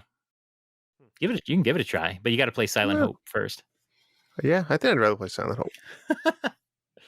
My number 3 game that I wanted to get to was Resident Evil 4 remake, and the reason why I haven't gotten to it yet was because I want to play through 1, 2, and 3 first, because I've never played those games, Mm-hmm. and I own 2 and 3 remake. So I don't want to play 4. I have played 4 before, back in the Wii GameCube days. But I want to play through the first 3. I want to see if I can somehow get the story in my head. But there's some great DLC for Resident Evil 4 Remake, and it's a Game of the Year contender. In fact, True. yeah, I guess Final Fantasy wasn't a contender, but it could have been. So I'm really excited for this one. Almost definitely going to play it next year. If I'm smart, I will save it for October. But that's what I was saving it for this year, and I Didn't didn't happen. play any of them. Didn't happen. Right. So, but Resident Evil 4 Remake for sure next year. Hmm. Do you have That's any other one. We ones? quick one. Yeah, I got 2 more. We're gonna say Hogwarts Legacy. I do Oh want to play yeah. this game. I know you played through it at Hambo, and I know a lot of people played through it, and they talked about it. They all have good positive reviews. My wife's currently playing this game, John. I bought it for her, and she's enjoying it. She's having fun with it. So I haven't really watched her play any of it. She's just tells me about it, but I think I will play this one when she's done. Okay. It's a good game. So I think making DLC for that one. They've got to be. are they? I don't You think know. so? The game came out. I mean, almost a year ago now, and I don't think they've even announced DLC. Maybe the Game Awards this week. Maybe they'll announce something. That would be a good place to do it, actually. True. My number 4 for this year is Cult of the Lamb. This is a Oh, game. you never played that? This is a game that I've been putting off. Remember, you and I both did. We were playing Xenoblade Chronicles 3 because it came out the same day. Whatever. That still be just regret. I mean, not regret, disappointment. I'm sorry. That's a different show. Gaming Regrets is a different show. Yeah, that's. I waffled on this early because there were some early like technical issues, and so I was like, I'll just wait it out or so. And now And it has then DLC. that one has lots of like, I don't know if it's DLC. They have DLC, and then they have just new content, and then they have updates, and I can't tell the difference between them. True. And then this kind of went into a purgatory for me because I was weighing the Switch version, which I could play portably, but had some technical issues. And like I heard, especially later in the game, you can get some slowdown and whatever. Yeah, I never had any issues with it, luckily. But and then there's the PlayStation version, which is going to play better, but it wasn't portable, and I could never reconcile. Then I played the demo, and I played the demo on the Switch, and I was like, for some reason, it felt slow to me in the beginning. I don't know why. I was like, I don't know. It feels like slow. And I was like, okay, I'm not really interested. But then I played the demo on the PS5, and I just got a little further into it, and I liked it a little better. I did the battling where you do the tree, like Slay the Spire thing. And I was like, okay, I think I like this. But now that I have the PlayStation Portal, that's kind of reconciled now. Now I can play it portable on my PS5. And so that has like sort of like, it's like the chocolate and the peanut butter got together. And now I'm like, okay, now I'll play this game. I have the way to do it. This is my solution. So I actually own it. I did buy it last week. Oh, nice. Yeah. It was on sale like it. and I had some credit. Yeah. And so I own it. And I actually planned on playing it this December. I don't know if I'll get to it in time, though, with Arkham Asylum and Baldur's Gate. Yeah. But It was a fun game. I just wish the combat was a little bit better. I feel like it was just a little lackluster. That was another thing that pushed me when you mentioned that. Yeah. That was just, I think it could have been almost a perfect game if that combat was just a little bit more enjoyable. I feel like you and I are spoiled on like Slay the Spire for all roguelikes. Like we hold everything. We do. To like every roguelike mode or area in a game is held to Slay the Spire standards, which is so unfair because no one will ever top it.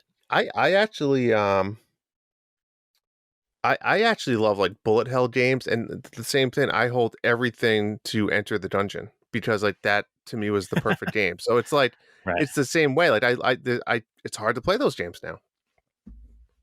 But That's what makes normally good games not feel so great, because you're always comparing it to the better version of something. There's too many options now. You agreed. can never match it. My last one I'm going to bring up is Sonic Superstars, John, because it obviously came out on a day of Mario Wonder, and that takes precedence always over Sega. Mhm. And then what happened was it just decided to turn into a gift from Santa for my son. So Mm, it's now wrapped up and it's not going to be played. So I will definitely be playing this game. I'm going to wait until after Christmas, and maybe I'll play through with my son. But yeah, I mean, I, I I'm not like a diehard Sonic fan, but I do enjoy some of their games. I have the same concept that you've always said about Sonic, is it's so fast, it's you can't see what you're doing, and it's not a game of exploration, but yet there are secrets. So it's like a weird concept, but I'm excited to try it. I love the idea of it, just the throwback kind of remake of the originals with all these new levels and the character abilities, kind of make it a unique perspective. So I'm excited to play it. cool. Yeah, I Sonic Superstars looks really slick. Yeah, it just the gameplay has never reached me at all. Hmm. But it does look pretty good. My last one is just Alan Wake 2. I everyone's really excited about this game. I've never played Alan Wake 1. I Will have it. you? Do you need to? I have Alan Wake remastered. I haven't played it yet. I do plan on playing it. I think the only thing held me up is I'll just wait till this game is discounted next year. I have some other games I can play. So, but next year I do plan on playing Alan Wake remastered, and if I like that, I'll buy Okay, Alan Wake 2. But I'm gotcha. really excited. I've heard some really good things and some details that have me intrigued by it. So I'm excited for it. I have never played an Alan Wake game, and here I am going, I want to play too. Hmm. But that's just what happens. I got caught up. Maybe it's the hype or whatever, but I'm all into it. And then I'll probably replay Control, which is made by the same company, and Hmm. actually I think brings in some elements from Alan Wake. And so I want to play through that one again, and see if I catch anything that I didn't catch before. So I have a whole Alan Wake thing going for me next year. 2024 is already full. Oh, very full. Do we have games? So we want to talk about games that didn't come out before. I do have an honorary mention for games I didn't play in 2023, because it didn't come out in 2023, but I was hoping to play it. Pokemon Scarlet and Violet never Ah. got fixed in 2023. I have been waiting since last November for patches. I think one of the Nintendo dads was in the same boat. We're just waiting for it to be patched. It is apparent now it's never going to get patched. Well, with DLC and stuff, I mean, it could be optimized a little bit. Yeah. I don't know. I played it. I don't play a lot of Pokemon games, but I played it.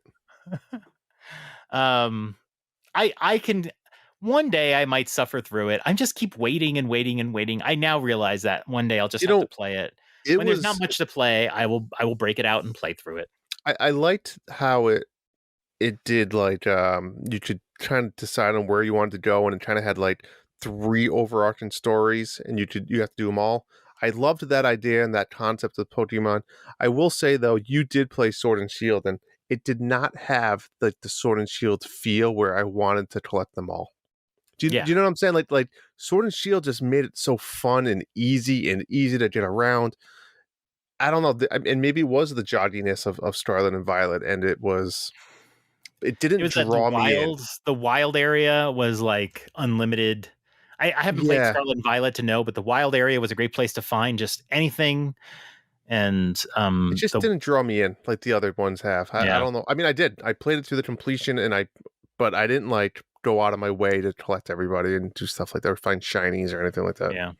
I played Sword and Shield twice, and I would totally play Let's Play Pikachu Yes, again me too. someday. I really like that Those one. two But were my favorites. just got a text from Cedric earlier saying his friend wanted to do something else after the mall. Michelle was like, "Where are you going?" and whatever. And he texted and he goes, "We're at BJ's, which is a restaurant here. BJ's. Do you have a BJ's over there?" Oh, is it like a pub? It's like a pub food. It's like a restaurant with a bar. Okay, yeah, yeah, Yeah, yeah. yeah. It's a little bit better than pub food. And I'm just like, I started reading it thinking like, we're at BJ's. I'm like, oh my God, he's hanging out like at BJ's or whatever. And it's just funny. He's like, we're at BJ's. We ordered cookies and they should be out soon, but they're super busy. It's like, okay. He's dry humping. I could just see them going in, these like little awkward teenagers going into BJ's, getting a table, and they're like, we would like your best cookies, please. Yeah, and like the waitress is like, this guy's gonna tip me like $1. Yeah. they just no. I'm gonna text. But like they ate dinner at the mall, so they're not there for food. I don't know if they got No, like they don't want to go home or they want to go do something. And what are you gonna do? God, and they're doing stuff that they've never like. My son's never gone into a restaurant and gotten a table on his own, so I guess he's been paying attention when we do go. It's so weird. All right. Anyway, all right. First game that did not come out this year.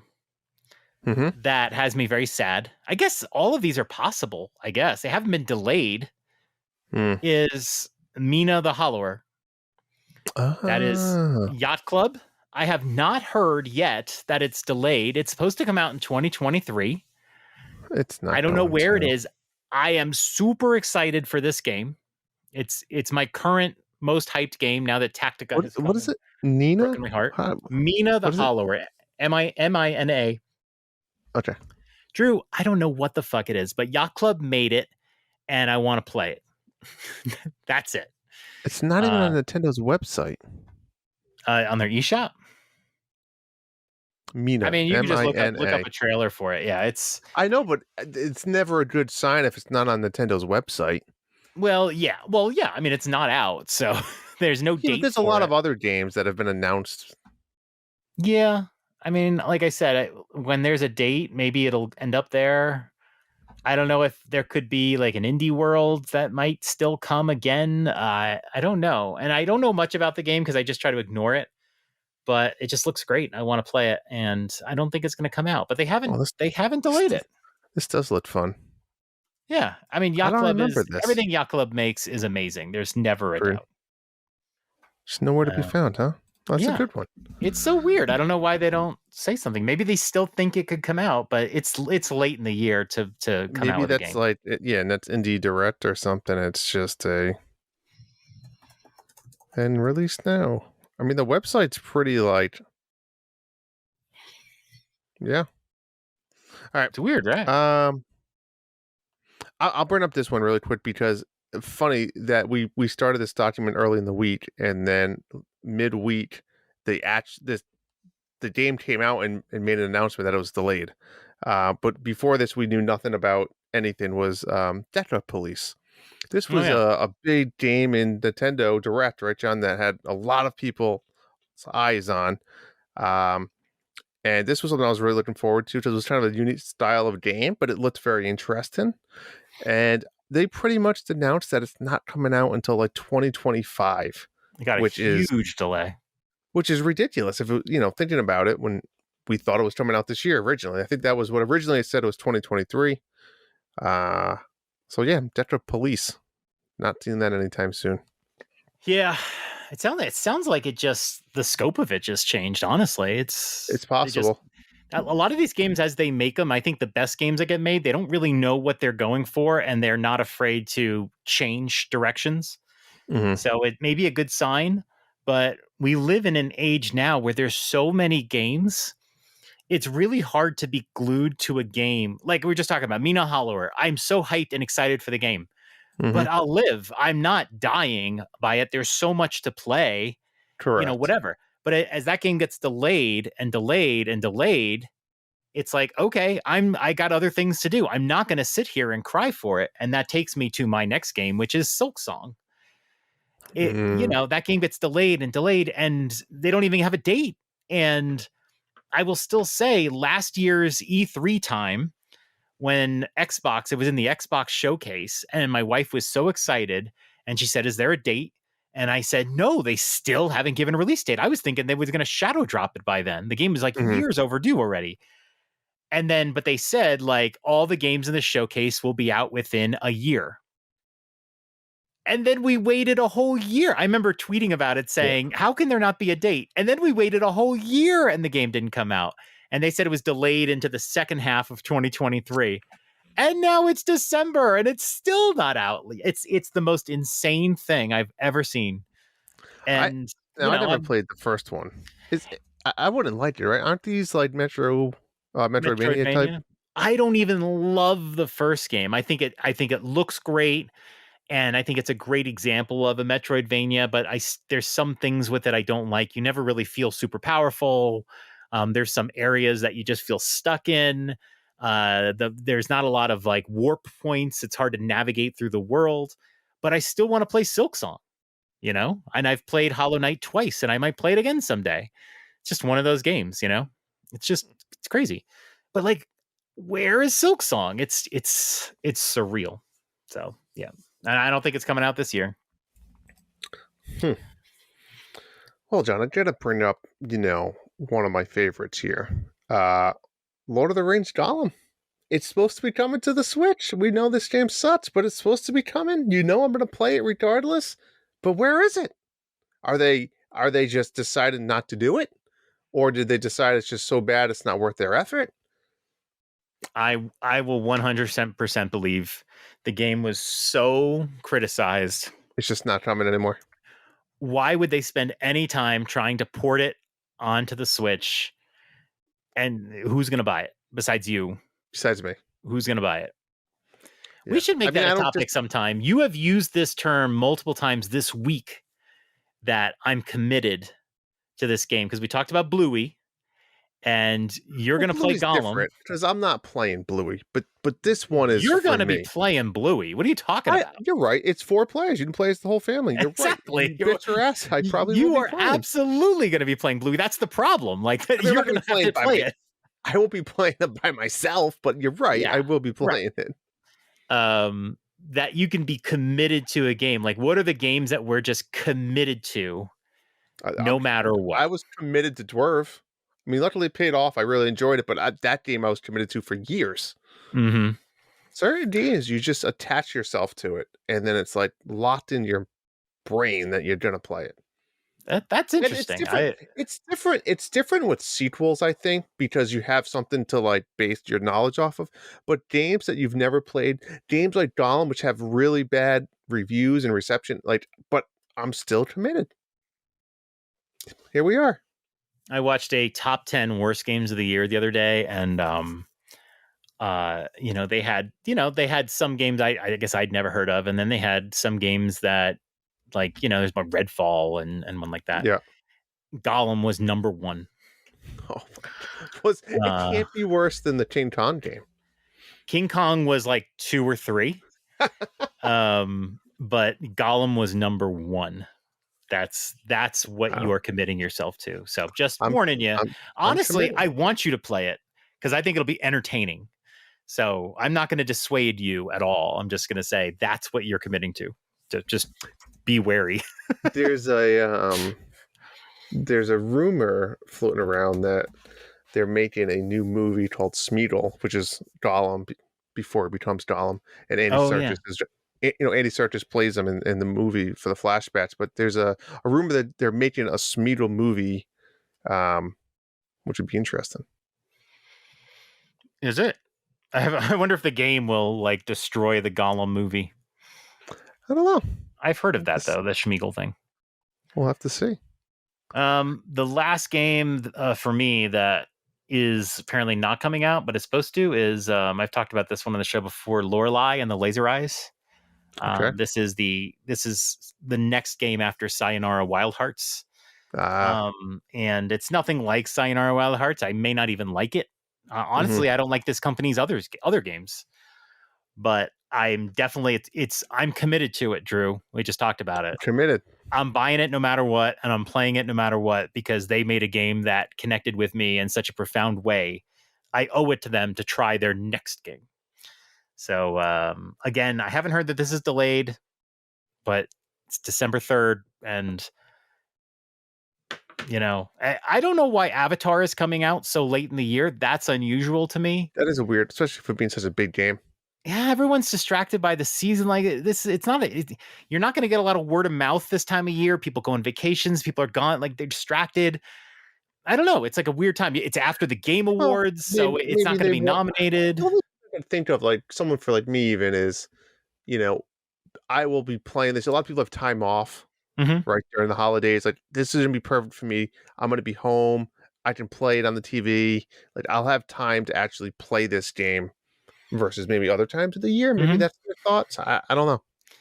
I mean, you'll play it. I agree. There's a convenient time, but yeah, I'm seeing a lot of people do their Games of the Year awards and everything, and like It's it's it's just gonna gonna miss. It's it's gonna gonna miss miss, it it's all. gonna miss all of those lists, and it's not gonna be remembered for next year. I agree.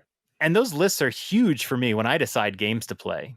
Yeah. And it just because it's not going to be on next year's list Hmm. because it came out in 2023. But it's just weird.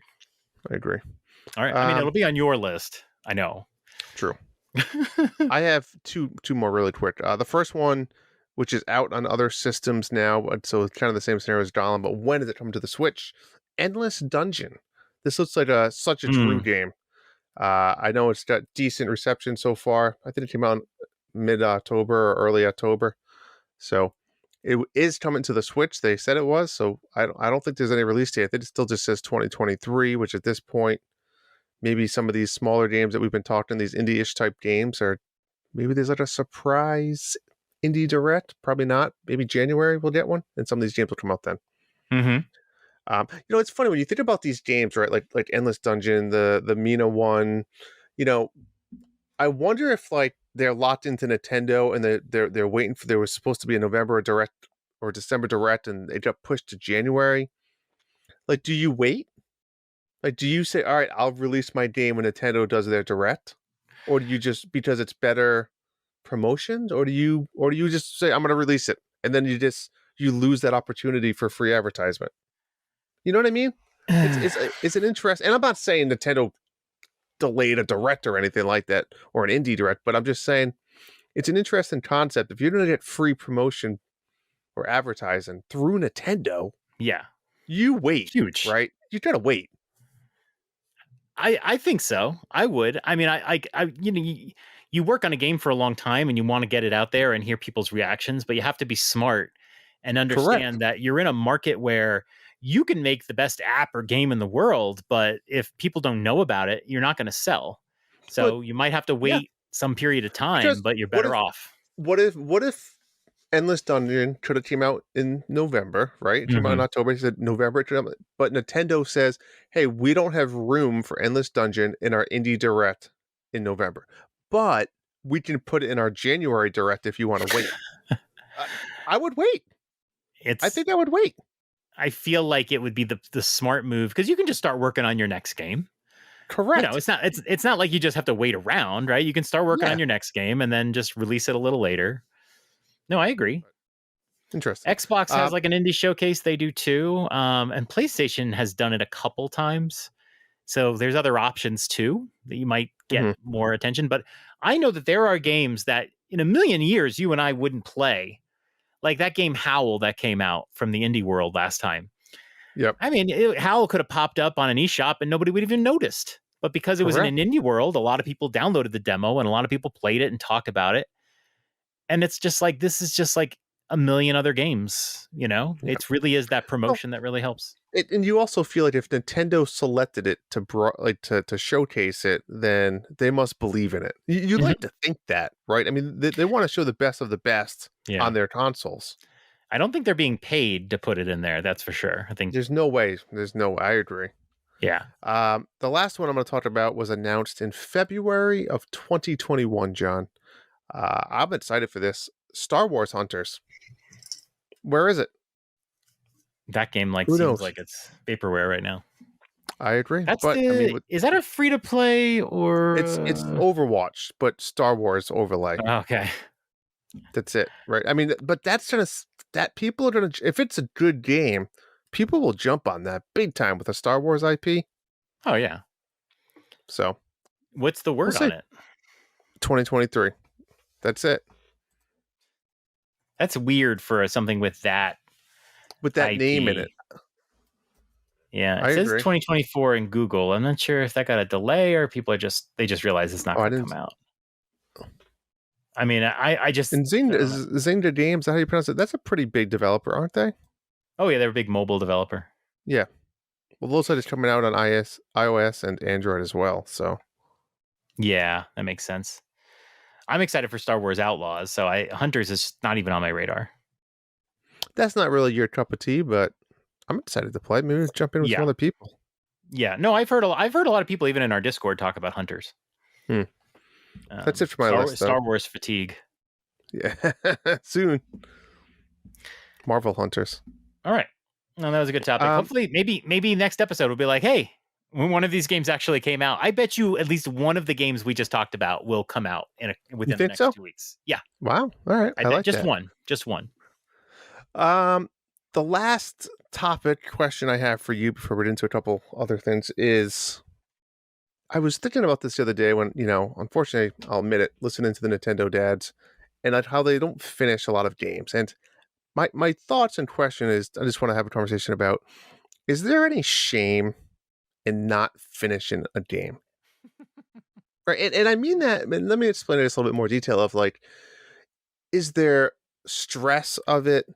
Um, we hear people on all podcasts talk about not having the time to finish a game, about playing other games that they prefer to play, right? My style. I pretty much play one game, and when I either beat it or if it's not really a beatable game, I quit and I move on to my next game. Like that's how I've always played, and I do finish 90% of the games I play, but you know you also see like a lot of people playing games that maybe they don't even really want to play, right? But to me, like Mario Wonder is such an amazing game. Why would I Amazing. stop playing that game to play any other game? Like what encourages you, or what as a video game player who loves Nintendo, why would you ever play something else? And maybe that's just me, but I have a hard time understanding, like, why stop playing it if you love it. And everyone that hasn't finished it hasn't said, "Oh, I hate the game." Right. They love the game too. So I don't get it. You know what I'm Are you saying? are Like, you calling somebody out specifically? no, I'm really Okay. not. Like, there was not Sounds one like person that said anything like this. No, I'm not. right. And you know me, I would tell you if I was, John. But it's just made me thinking about people that, like, oh, I really wish I could finish Mario Wonder, but I haven't. But Right. I don't understand why haven't you then? Then Like, why not? it's Yeah. not like you've been so busy in your life that you don't have time for video games. Again, that's an excuse, right? But if you're playing other video games, why didn't you finish the game that you loved? You know what I'm saying? So is there shame in that? It's like, shame on you for not playing that game if you love it so much. Stop playing other games just to play them. Maybe you need to sit one of those games out and just play one until completion. Yeah. Um, I think I've talked about my position on this. When I was a kid, I hardly ever finished anything. I didn't get set on playing games through, and I got into a phase for many, many years where if I started a game, then I would finish that game, whether I liked it or not. Hmm.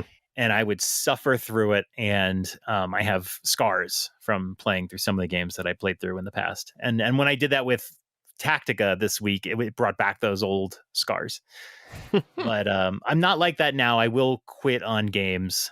Though sometimes. I think me and you both have, right? I think just since we started this Mhm. podcast, John, I mean, our original motto catchphrase was "Dads that finish," right? And we And we finished do. we 90% or more. I would say we do, right? I'd say probably more than 9 out of 10 games that I play, I finish them. Besides stuff like Monster Train, I feel like that's hard, right? Because technically, I did beat the game already twice. I Yeah. mean, did I beat it? I didn't. So that's a fine line of like, did you really beat it or not, right? Because I could continue to play for 100 hours, but for the most part, we do. But you're right. Like, I think have changed over the years and we're a little bit more lenient, and I think that's because there's so many more things to play as well, though. There are more distractions, and I think more important than ever, you do have to keep playing a game. Like when I played Tactica, I wasn't enjoying it early. I was enjoying it the first half hour, and then I wasn't enjoying it early on. But I kept going because I'm like, sometimes you can quit a game too early. Something doesn't grip True. you, and if you quit too early, you might miss a great game. Now, of course, that means you could keep playing, and then it really is bad, or not bad, but you just didn't enjoy it and you wasted that time. So that's perfectly possible too.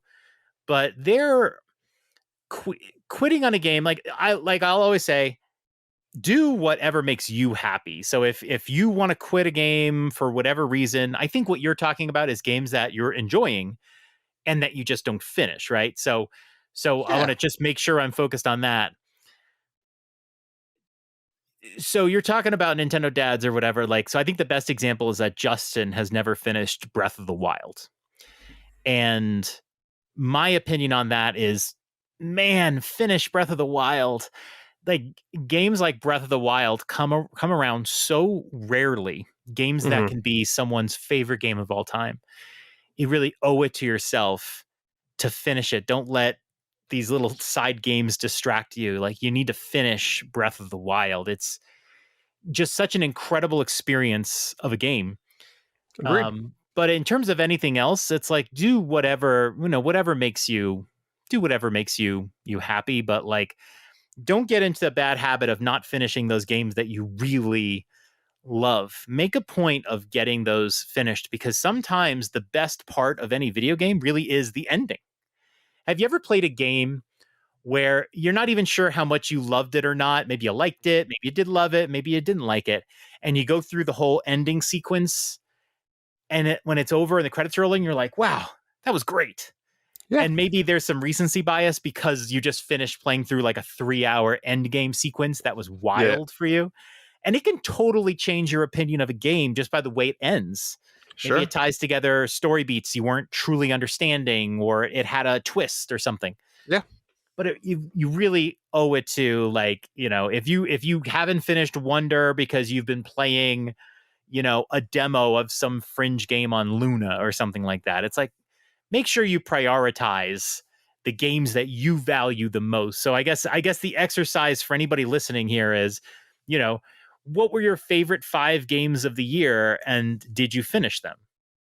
You Yeah. know, I think that was my point. I think you nailed it there. That's all I'm saying is, you know, play the games that you want, but finish them. Don't get distracted just to play another game. Right? In my eyes, it's just it's tough. I don't know. yeah, I think you hit it. I think you hit it. it's a good question. What is your favorite game that you didn't finish?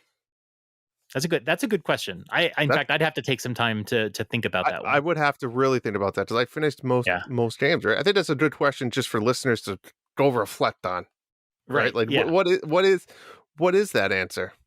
And And I'm talking about why? a regular story game that has an ending, right? We're not Right. talking about these open world games that you did 100% or these online battle pass games. Like just a regular story driven game that has an ending when credits roll that you love that you didn't finish. Right. Yep. I think it's a good question. All right, what's next? That's we got some user responses. Got User some input, user comments. listener feedback. Sure, First up, Bob Cousy. We know who Bob Cousy is. we do. I would like to say thank you to you both for all the content this year. We After Darkers appreciate it. Thank you, Coos. Thanks, Cruz, buddy.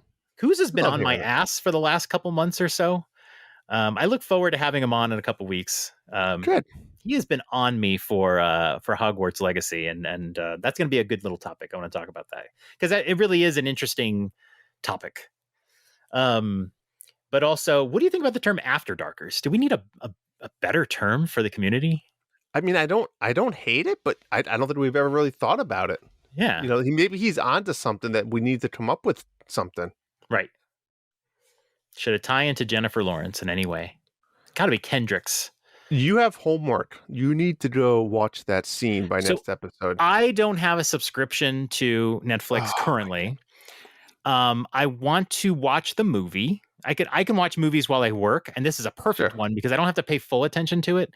And then obviously for the 2 minutes or whatever of that scene, I will have rapt attention. Obviously, I'll have it paused. You should. How do I watch it without my wife knowing that I watched it? Can you do that on You Netflix? play dumb and just say, "Hey, honey, Drew said this is a good dramedy that we would like. Do you want to watch it?" Imagine just let the scene play out, and then like a minute later go, I don't get what's going on with this story. Hold on, I got to rewind it and see if I didn't pick up something in that. You should. Yeah, you should definitely rewind it a few times. All right. Now, the next question we got from Darth Platypus. This was a two-part question, but ironically, his first question, well, let me bring it up here. His first question was, as we draw closer to the end of the year, are there any games that came out this year that you'd like to try that you haven't gotten to? Which is exactly a topic that we had ready to go. Crazy. Very weird. But his second question is, if Dads After Dark were getting sports jerseys, what number would you want? And would you get the Captain C? Now, I'm going to add a stipulation here. Sure. Can't go with 69. Wow. Well, fuck, I'm done. Makes it more interesting. Maybe 00? 00? Does anybody 00? have 00? I know there's zeros in all the sports. 00 is, we could do that in Mario Strikers was an option. Oh, okay. All right. I mean, realistically, if I think back to like my sports playing days, probably I'd go with like 11. Why? Mark Messier. Really? Yeah. Mark Messier. Who doesn't love Mark Messier? Were you a Rangers fan? Rangers fan. Huge Rangers fan. Messier, Brian Leach, Mike Richter. Yeah, that was a good. I mean, this was a little bit after the Gretzky days. He's kind of moved on. That was he was on the team for a little bit there. Early 90s, 92 to 95-ish. Yeah. That was the 1940 era when the Devils fans would chant 1940. As a Devils fan, I enjoyed that chant a lot. As a Devils fan, did you know I used to caddy for the none other Chris Terreri? Really? Oh, yeah. He was a member at my country club. He lived in Rhode Island. Very nice. Terreri was a starter. Was he? I knew he was a backup for. No, he was a starter for a few years. Was he a starter? Okay, yeah. He used to bring a few times. I think twice he brought Chris Chelios to the course. Oh wow! I used to play as the Blackhawks in NHL '93 a lot. So yeah, they were a good team. I'm familiar with some of those people just from that. That was how you remembered all these people. I mean, I watched a lot of hockey, but playing the video games, it was just you knew who was good and who was not. Yeah, exactly. Anyway, so what's your pick here? What's your choice? It is interesting because I think it does come down to number and players you idolize. I've always liked the number 25. I don't know why. 27 comes to me as well. Steve Atwater was 27, and it's a famous Weird Al number, and it just has a certain balance to it. But probably those two numbers. But there's no good reason. 25 was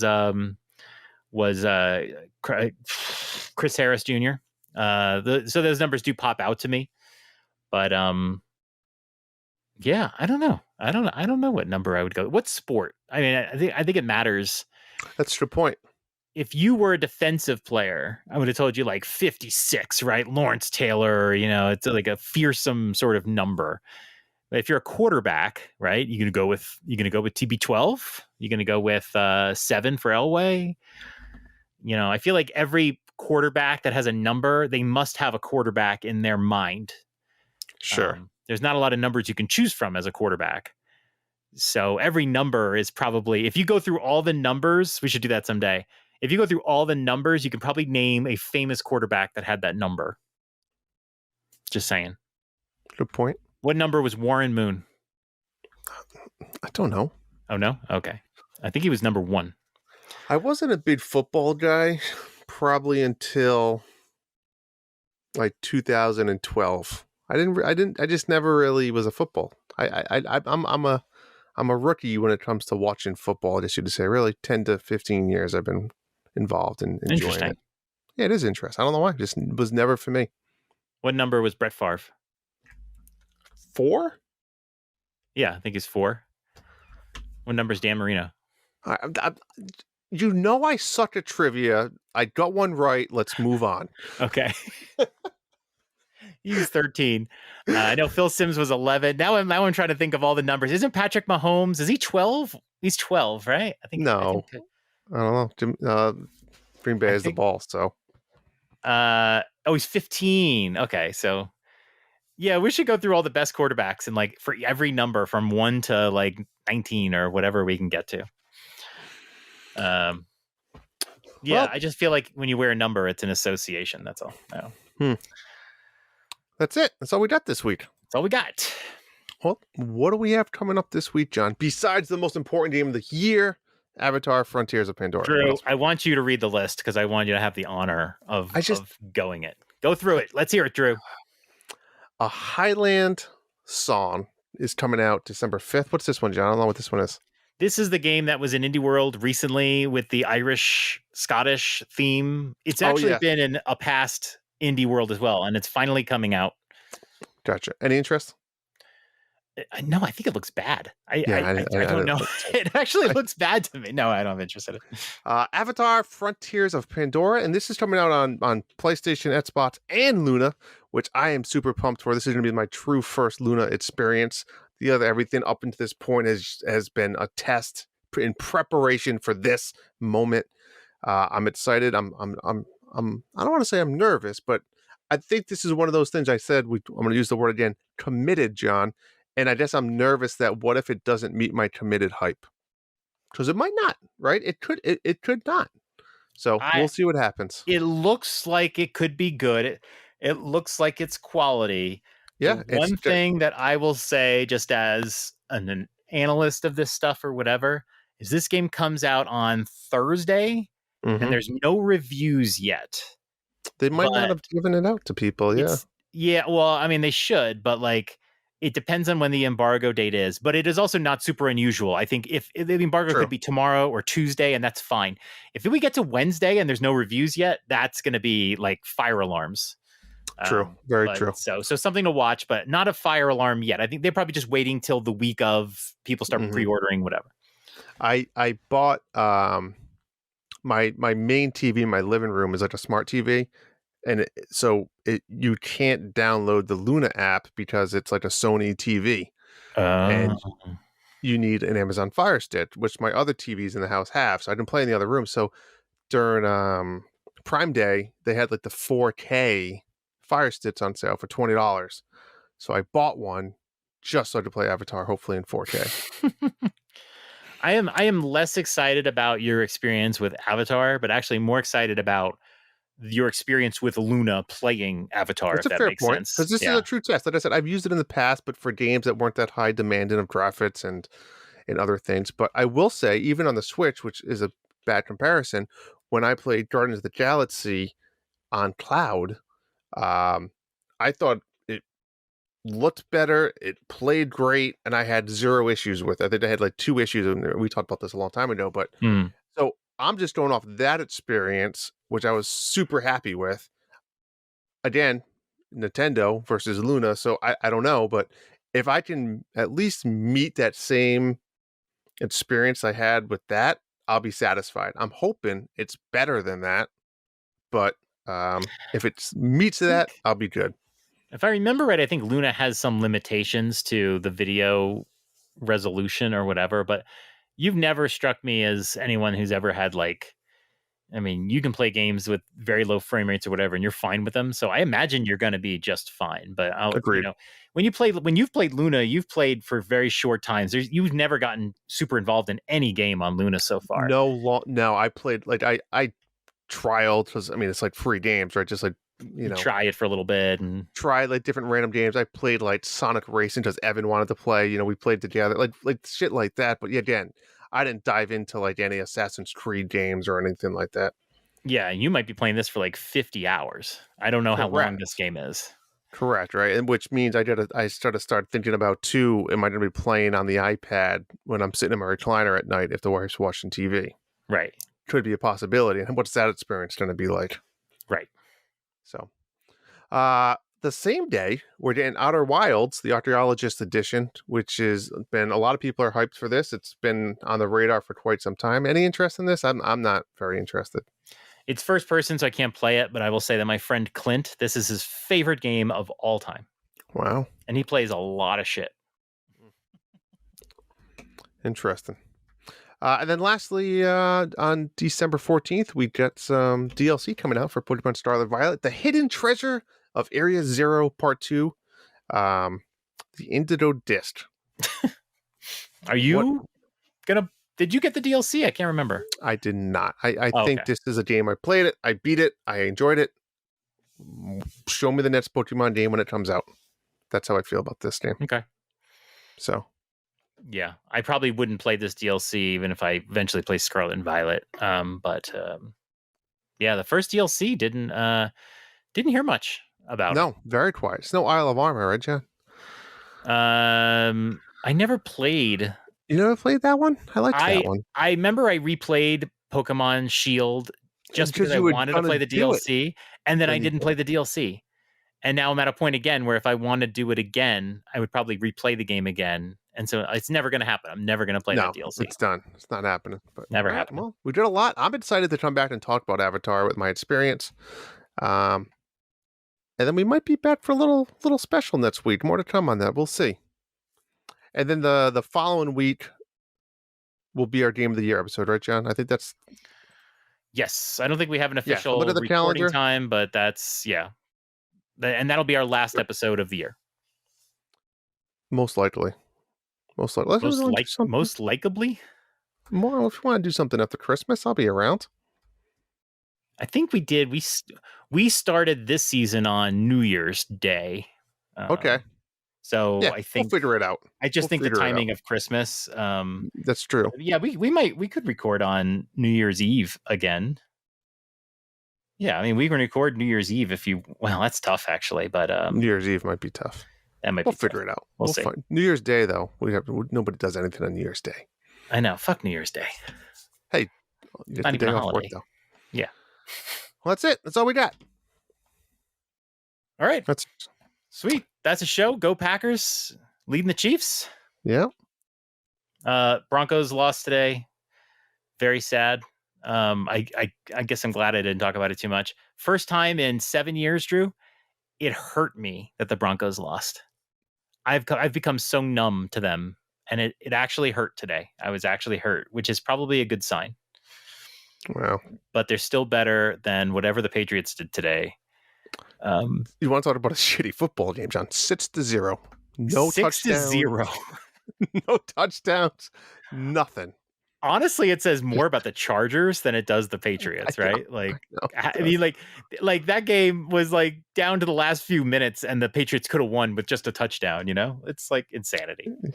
We play the Chargers next week. Well, best of luck to you. Then you'd have a tough schedule after that. They play at the Chargers Stadium, so it's a home game for the Broncos. That poor team. I'm still super excited for the Broncos, but very disappointing loss today. Almost had it. A crusher. Anyway. Good night, Drew. Good night, dads. Good night. Peace. Enjoy your games. Enjoy Avatar.